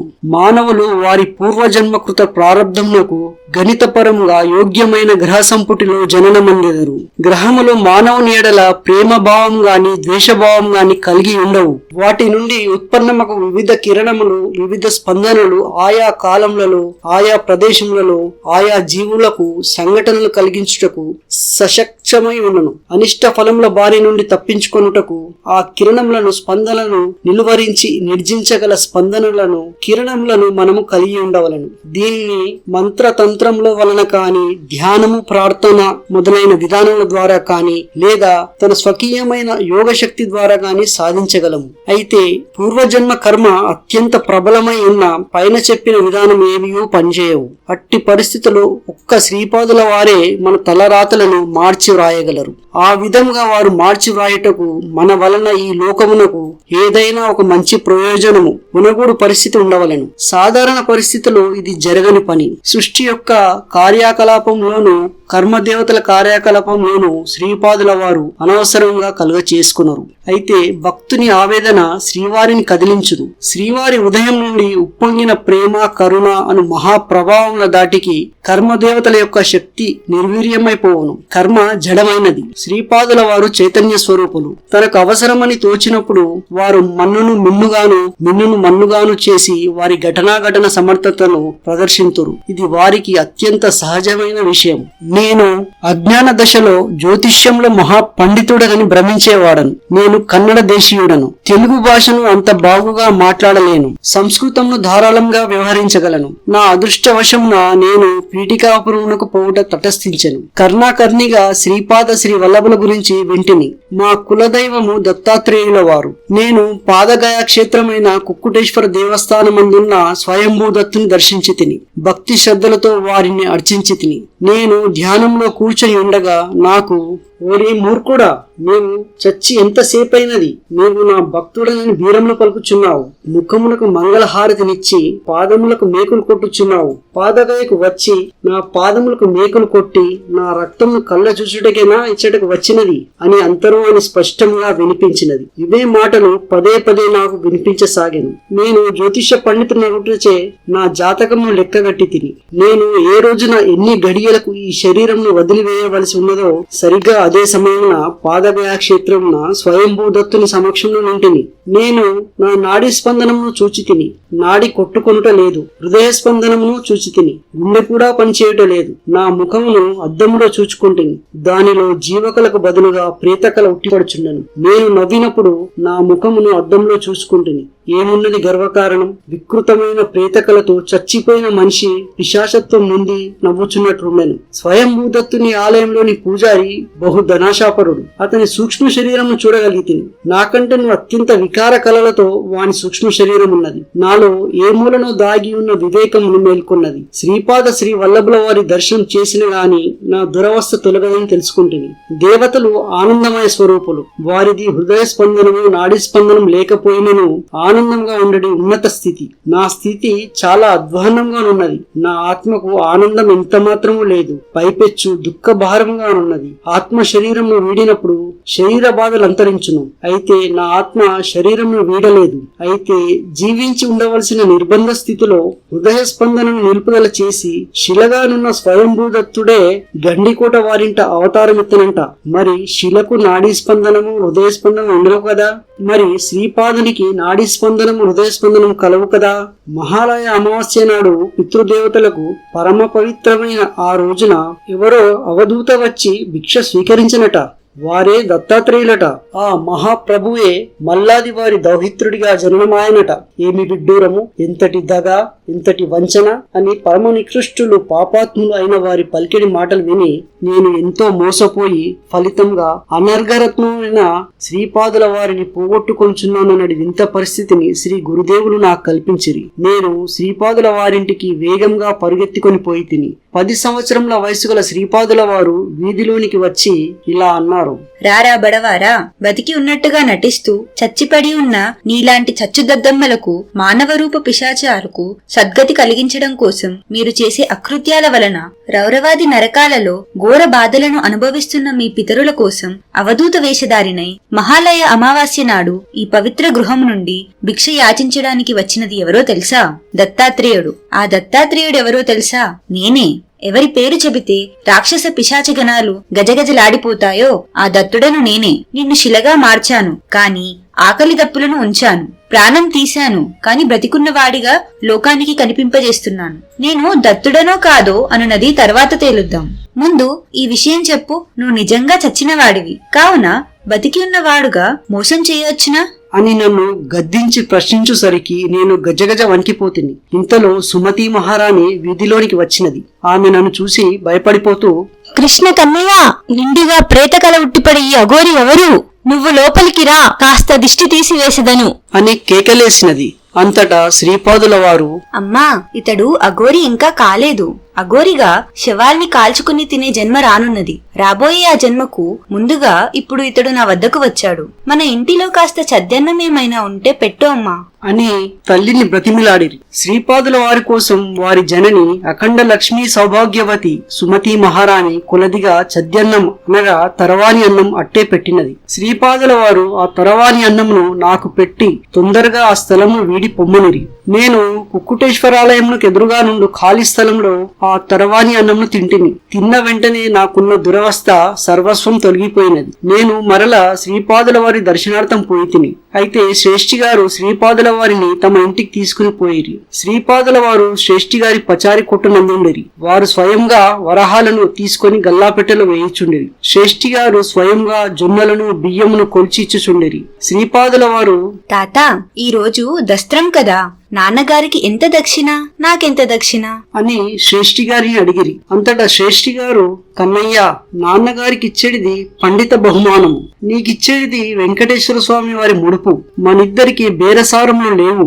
నీకు కావలసినది నీవు తీసుకునవచ్చును, నాకు కావలసినది నీవు ఇయ్యవలెను అని శ్రీపాదులతో ముచ్చటించిరి. ఆ దృశ్యం ఎంత మనోహరమో! శ్రీపాదుల వారు కొంచెం బెల్లం ముక్క తీసుకుని నోటిలో వేసుకునిరి. ఒక బెల్లం ముక్క నాకు ప్రసాదంగా ఇచ్చిరి. అప్పుడు శ్రీపాదుల వారు, తాత, నేను చేయించేడి గణేశ పూజ అయిపోయినది. గణేశుడు బెల్లం ముక్క నైవేద్యమును నోటిలో కూడా వేసుకున్నాడు. నీవు రుజువు కావాలనన్నా నా నోరు చూడుము అని తన వందన గహ్వారమును చూపించను. దానిలో శ్రేష్ఠి గారు ఏ మహాదృశ్యములను చూచిరో మనకు తెలియదు. కానీ కొంత సమయమైన తర్వాత శ్రేష్ఠి గారు, బంగారు కన్నా, గణేశునికి ఆకలైనప్పుడు మనల్ని అడగకుండగానే తనకి కావలసినంత బెల్లం నైవేద్యంగా స్వీకరించవచ్చును అని చెప్పుమని శ్రీపాదుల వారితో అనిరి. ఇంతలో అఖండ లక్ష్మి సౌభాగ్యవతి వెంకట సుబ్బమాంబ వచ్చి శ్రీపాదుల వారిని అభ్యంగన స్నానం చేయించుటకు తీసుకుని వెళ్ళినది. నాయన శంకర భట్టు, కుత్సితులు మాటల విని నేను చెడిపోయి అఘోరిగా జన్మనెత్తడి దౌర్భాగ్యం నుండి శ్రీపాదుల వారు నన్ను ఈ విధంగా కాపాడిరి. నన్ను కేవలం విధికే వదిలివేసి ఉండినచో నేను పూర్తిగా పతనమై ఉండేది వాడను. సద్గురువులు మానవాళి యందు తమకున్న అవ్యాజ ప్రేమ వలన పూర్వజన్మ కర్మ ఫలితముల నుండి మనల్ని ఇట్టి నేర్పుగా విడిపించెదరు. దీనికోసం వారు తమ అమూల్యమైన శక్తిని కాలంను వెచ్చించువారు. శ్రీపాదుల వారి జాతకము సాంద్ర సింధు వేదం నుండి గణింపవలెను. మామూలు గణితములకు అది అందదు. తిథి వార నక్షత్రములు కూడా సాంద్ర సింధు వేదం అనుసరించి ఉండును. శ్రీపాదుల వారును అప్పలరాజు శర్మ గారును బాపనారిల వారును ఇంటిలో తెలుగు భాషతో పాటు సంస్కృతం కూడా మాట్లాడుకునేవారు. వారు హిమాలయంలో సప్త ఋషుల పవిత్ర భూమిలో మాట్లాడుకుని సంధ్యా భాషలో మాట్లాడుకున్నట కూడా కలదు. శంబలలో మాట్లాడుకుని ఈ భాష సంస్కృతం కంటే భిన్నమైనది. ఆ భాష యొక్క మాధుర్యము గాని సౌకుమార్యము గాని వర్ణింప తరము కాదు. శ్రీ పీఠికాపురంలో శ్రీపాదుల వారును బాపనారిల వారును అప్పలరాజు శర్మ గారు మాత్రమే ఈ భాషను మాట్లాడుకోగలిగిన వారు. సత్య ఋషీశ్వరుని పేరు వచ్చిన బాపనారిల వారితో శ్రీపాదుల వారు ఇలా అన్నారు. తాత, శ్రీకృష్ణుడు సత్యమును గాని అసత్యమును గాని పలుకువాడు కాడు. అతడు కేవలం కర్తవ్య బోధకుడు మాత్రమే. అంతటా బాపనారీలు కన్నా ఎల్లప్పుడూ సత్యమునే పలుకవలెను, మాట వరుస కూడా అసత్యమును పలుకరాదు అని శ్రీపాదుల వారితో అనేది. శ్రీపాదుల వారు మందహాసం చేసిరి. అదే రోజు మధ్యాహ్నము వెంకటప్పయ్య శ్రేష్ఠి గారు బాపనారిల వారి ఇంటికి వచ్చిరి. శ్రేష్ఠి గారికి ఒక ప్రగాఢ కోరిక ఉండేది. అది బాపనారిల వారు తమ ఇంట భోజనం చేయవలెననియో, భోజనానంతరము తామిచ్చు దక్షిణ విధిగా స్వీకరించవలననియో, అది కూడా పరమ పవిత్రమైన మహాలయ పక్షములో జరగవలెననియో, దాని వలన తమ పితృదేవతలు ఎంతయో ఆనందించగరని వారి భావన. బాపనారిల వారు తమ కోరికను మన్నించరో అని శ్రేష్ఠి గారికి మనసును శంక కలదు. అయినను శ్రీపాదుల వారిని మదిలో తలుచుకొని బాపనారిల వారి ఎదుట తమ అభిప్రాయం వెల్లడి చేసిరి. బాపనారిల వారి నోట ప్రయత్నంగా తప్పక మహాలయ పక్షంలో శ్రేష్ఠి గారింట భోజనం చేసడమనియో, దక్షిణను కూడా స్వీకరించడమనియో తెలిపిరి. శ్రేష్ఠి గారి ఆనందమునకు అవధులు లేవు. శ్రీపాదుల వారు బహు చమత్కారు. మహాలయ పక్షంలో జరుగుచుండగా వాగ్దానము పొందిన శ్రేష్ఠి గారును వాగ్దానం చేసిన బాపనారులను కూడా ఈ విషయం మర్చిపోయిరి. మహాలయ అమావాస్య మధ్యాహ్న సమయమున బాపనారిల వారింటికి శ్రేష్ఠి గారు వచ్చిరి. శ్రీపాదుల వారు మందహాసం చేయుచు, వాగ్దానము చేయనేకూడదు. చేసిన తర్వాత దానిని తప్పక నెరవేర్చవలను. వాగ్దానం చేసి మరచిన ఎడల వాగ్దానమును పొందిన వారైనను జ్ఞప్తికి తేవలను. ఈ విషయమున మీరిద్దరి నుండి నేను సంజాయిషి అడుగుచున్నాను అనిరి. అప్పుడు వారిద్దరికి తాము చేసిన తప్పిదం తెలియవచ్చును. జీవులకు ఎరుకను కలిగించుటలో శ్రీపాదుల వారు ఎంత సమర్థులో, విస్మృతిని కలిగించుటలో కూడా అంతే సమర్థులని ఈ సంఘటన వల్ల తెలియవచ్చును. చేసిన తప్పిదమునకు వారి ఊరుకును చింత కలిగెను. వారిని ఓదార్చుచు, మీ ఇద్దరికి విస్మృతి కలిగించుటలో నా ప్రమేయము ఉన్నది. ప్రతి మానవునిలోనూ నేను అనున్నది చైతన్య రూపములో ఉన్నది. తల్లిదండ్రుల నుండి జీవుడు శరీరమునే కాకుండా నేను అను చైతన్యమును కూడా పొందుచున్నాడు. ఈ నేను అను చైతన్యము విశ్వ ప్రణాళికలో నిర్వర్తింపవలసిన ఒకానొక బాధ్యతాయుతమైన కర్మ ఉన్నది. అది తండ్రి నుండి కుమారునికి, వాని నుండి వాని కుమారునికి, అదే విధముగా పరంపరాగతముగా వచ్చు కర్మబంధమై ఉన్నది. గృహస్థాశ్రమమును వదిలి సన్యాసాశ్రమమును స్వీకరించినప్పుడు మాత్రమే ఈ కర్మబంధం నుండి విడుదల కలుగుచున్నది. ఈనాడు చేయబడిన ఈ వాగ్దానము లేదా పొందబడిన ఈ వాగ్దానము పరిమితమైన నామరూపములతో కూడిన ఈ జన్మలో మీ ఇద్దరి మధ్యనే రహితం కావలసిన అవసరం లేదు. ఇది బృహదాకార స్వరూపమైన నేను అను చైతన్యమునకు బదలాయించబడినది కనుక ఏదో ఒక దేశములో ఏదో ఒక కాలములో బాపనార్యుల వంశంలో ఒక వ్యక్తి, శ్రేష్ఠి వంశంలో ఏదో ఒక వ్యక్తి ఇంట మహాలయ పక్షములలో భోజనం చేసి దక్షిణ స్వీకరించవచ్చును. అది ఎప్పుడు, ఎలా, ఏ విధముగా అని నన్ను మీరు అడగరాదు. కర్మస్వరూపం చాలా సంక్లిష్టమైనది, సూక్ష్మమైనది. కొన్ని కర్మలకు భౌతిక కాలం వేరుగాను యోగకాలం వేరుగాను ఉండును. భౌతిక కాల రీత్యా ఈ మహాలయ పక్షములలోనే ఈ కర్మ ఆచరించబడి తీరవలను. అయితే యోగకాలం రాలేదు గనుక సుదూర భవిష్యత్తులోనికి నెట్టివేయబడినది అని శ్రీపాదులు వారిరువురికి హితవు చేసిరి. అంతటా నేను శ్రీపాదుల వారు హితవు చేసిన భౌతిక కాలము యోగకాలము అన్ననేమో వివరముగా తెలుపవలసిందని శ్రీ భట్టు గారిని అడిగాను. శ్రీ భట్టు మహాశయుడు ఇలా చెప్పారు. భౌతిక కాలము భౌతిక దేశంతో పాటు మానసిక కాలము మానసిక దేశం అన్నవి కూడా కలవు. వీనికి తోడుగా యోగ కాలము యోగ దేశం అన్నవి కలవు. ఒకనికి 60 సంవత్సరముల వయసు ఉన్నదనుకొనుము, అతడు 20 సంవత్సరముల వయసు వాని వలె నిరంతర విద్యాశ్రమంలో ఉన్నవాడనుకొనుము. అప్పుడు వాని భౌతిక కాలం 60 సంవత్సరాలను సూచించుచున్నది. ఇది అతని శరీరములకు సంబంధించినది.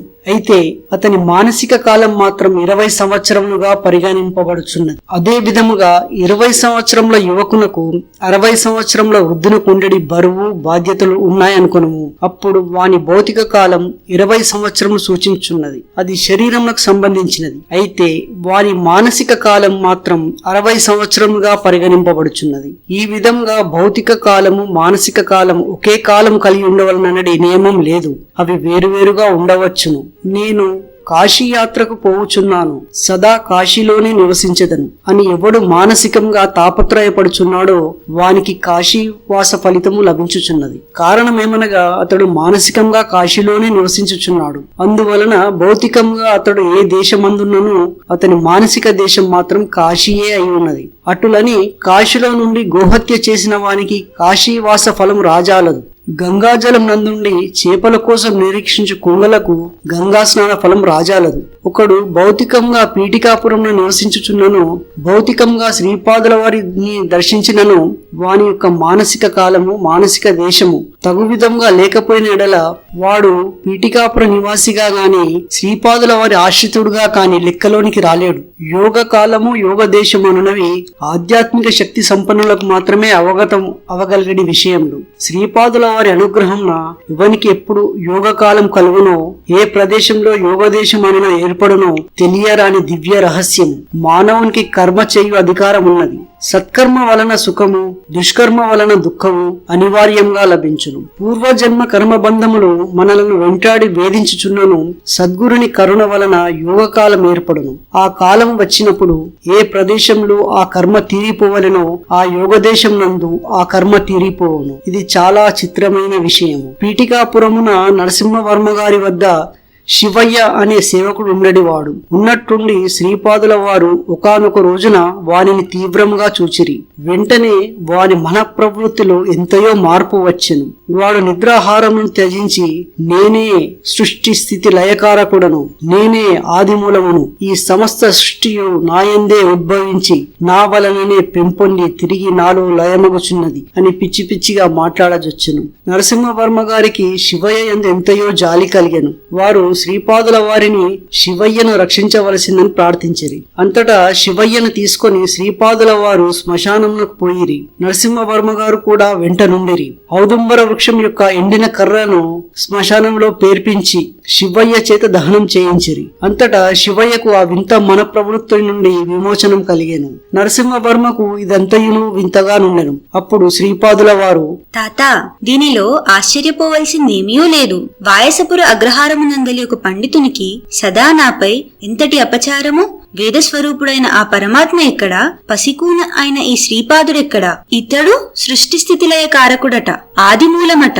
ఇదంతయును దంభము అసత్యము అను విధమైన ధ్యాస ఉండేది. ఈ మధ్యనే ఆ పండితుడు మరణించెను. వానికి బ్రహ్మరాక్షసత్వం కలిగెను. ఒకానొక జన్మమున శివయ్య ఆ పండితునికి కించిత్ రుణపడి ఉన్నాడు. నేను యోగకాలమును కల్పించి యోగదేశముగా శ్మశానమును నిర్ణయించి యోగకర్మగా మోదుగ కట్టెతో దహన సంస్కారములు చేయించి ఆ పండితునికి బ్రహ్మరాక్షసత్వం నుండి విమోచనం కలిగించాను. మన శివయ్యను ఆ బ్రహ్మరాక్షసుడి బారి నుండి రక్షించినాను అని వివరించిరి. నాయన శంకర భట్టు, పీఠికాపురమున అవతరించిన ఈ మహా తేజస్సు ధర్మజ్యోతి నేడు ఈ కురుంగడ్డను పవిత్రం చేయుచున్నది. శ్రీపాదుల వారి సంకల్పం అనుసరించి గ్రహములు ఫలితములిచ్చుచుండును. ఏ రకములైన జ్యోతిష ఫలితములైనను నిర్దేశిత భౌతిక కాలం నందు భౌతిక దేశం నందు జరిగి తీరవలెననడి నియమం లేదు. అది యోగ కాలమును బట్టి యోగ దేశమును బట్టి నిర్ణయింపబడుచుండును. శ్రీపాదుల వారు కల్పించిన జ్యోతిష శాస్త్ర రీత్యా 1000 సంవత్సరముల తర్వాత జరగవలసిన సంఘటనను ఇప్పుడే జరిపించగలరు. అనగా యోగ కాలంను ఇప్పుడే నిర్ణయించగలరు. ఎక్కడో సుదూరంలో జరగవలసిన సంఘటనను ఇక్కడే జరిపించగలరు. అనగా యోగ దేశమును నిర్ణయించగలరు. సంఘటనలు అన్నియును దేశకాలం నందు కదా జరుగుచుండును. శ్రీపాదుల వారు ఆ దేశకాలములను తమ ఇష్టం వచ్చినట్టు మార్చివేయగలరు. ఒక పర్యాయము శ్రేష్ఠి గారింట దేవునికి కొబ్బరికాయ కొట్టు సందర్భమున శ్రీపాదుల వారు ఆ కాయను స్వయంగా తామే కొట్టిరి. ఆ కొబ్బరికాయ ముక్కలు చెక్కలుగా బద్దలైనది. దాని నిండుగా రక్తముండెను. అంతటా శ్రీపాదుల వారు, తాత, నీకు ఈ రోజు మరణయోగమున్నది. నీ నెత్తి బద్దలై ముక్క చెక్కలై నెత్తురు ప్రవహించవలసినది. నేను ఆ దేశకాలములను ఈ కొబ్బరికాయలకు ఆవహింపజేసి నిన్ను రక్షించి తిని అని తెలిపి వారిని ఆశ్చర్యపరిచిరి. ఇంతలో సాయం సంధ్య అయింది. ముగ్గురము శ్రీపాదుల వారి నుండి సెలవు తీసుకుని కురవపురం వదిలి కృష్ణకు యావలి ఒడ్డున చేరాము. శ్రీపాద శ్రీ వల్లభులకు జయము జయము. 22వ అధ్యాయం సమాప్తం.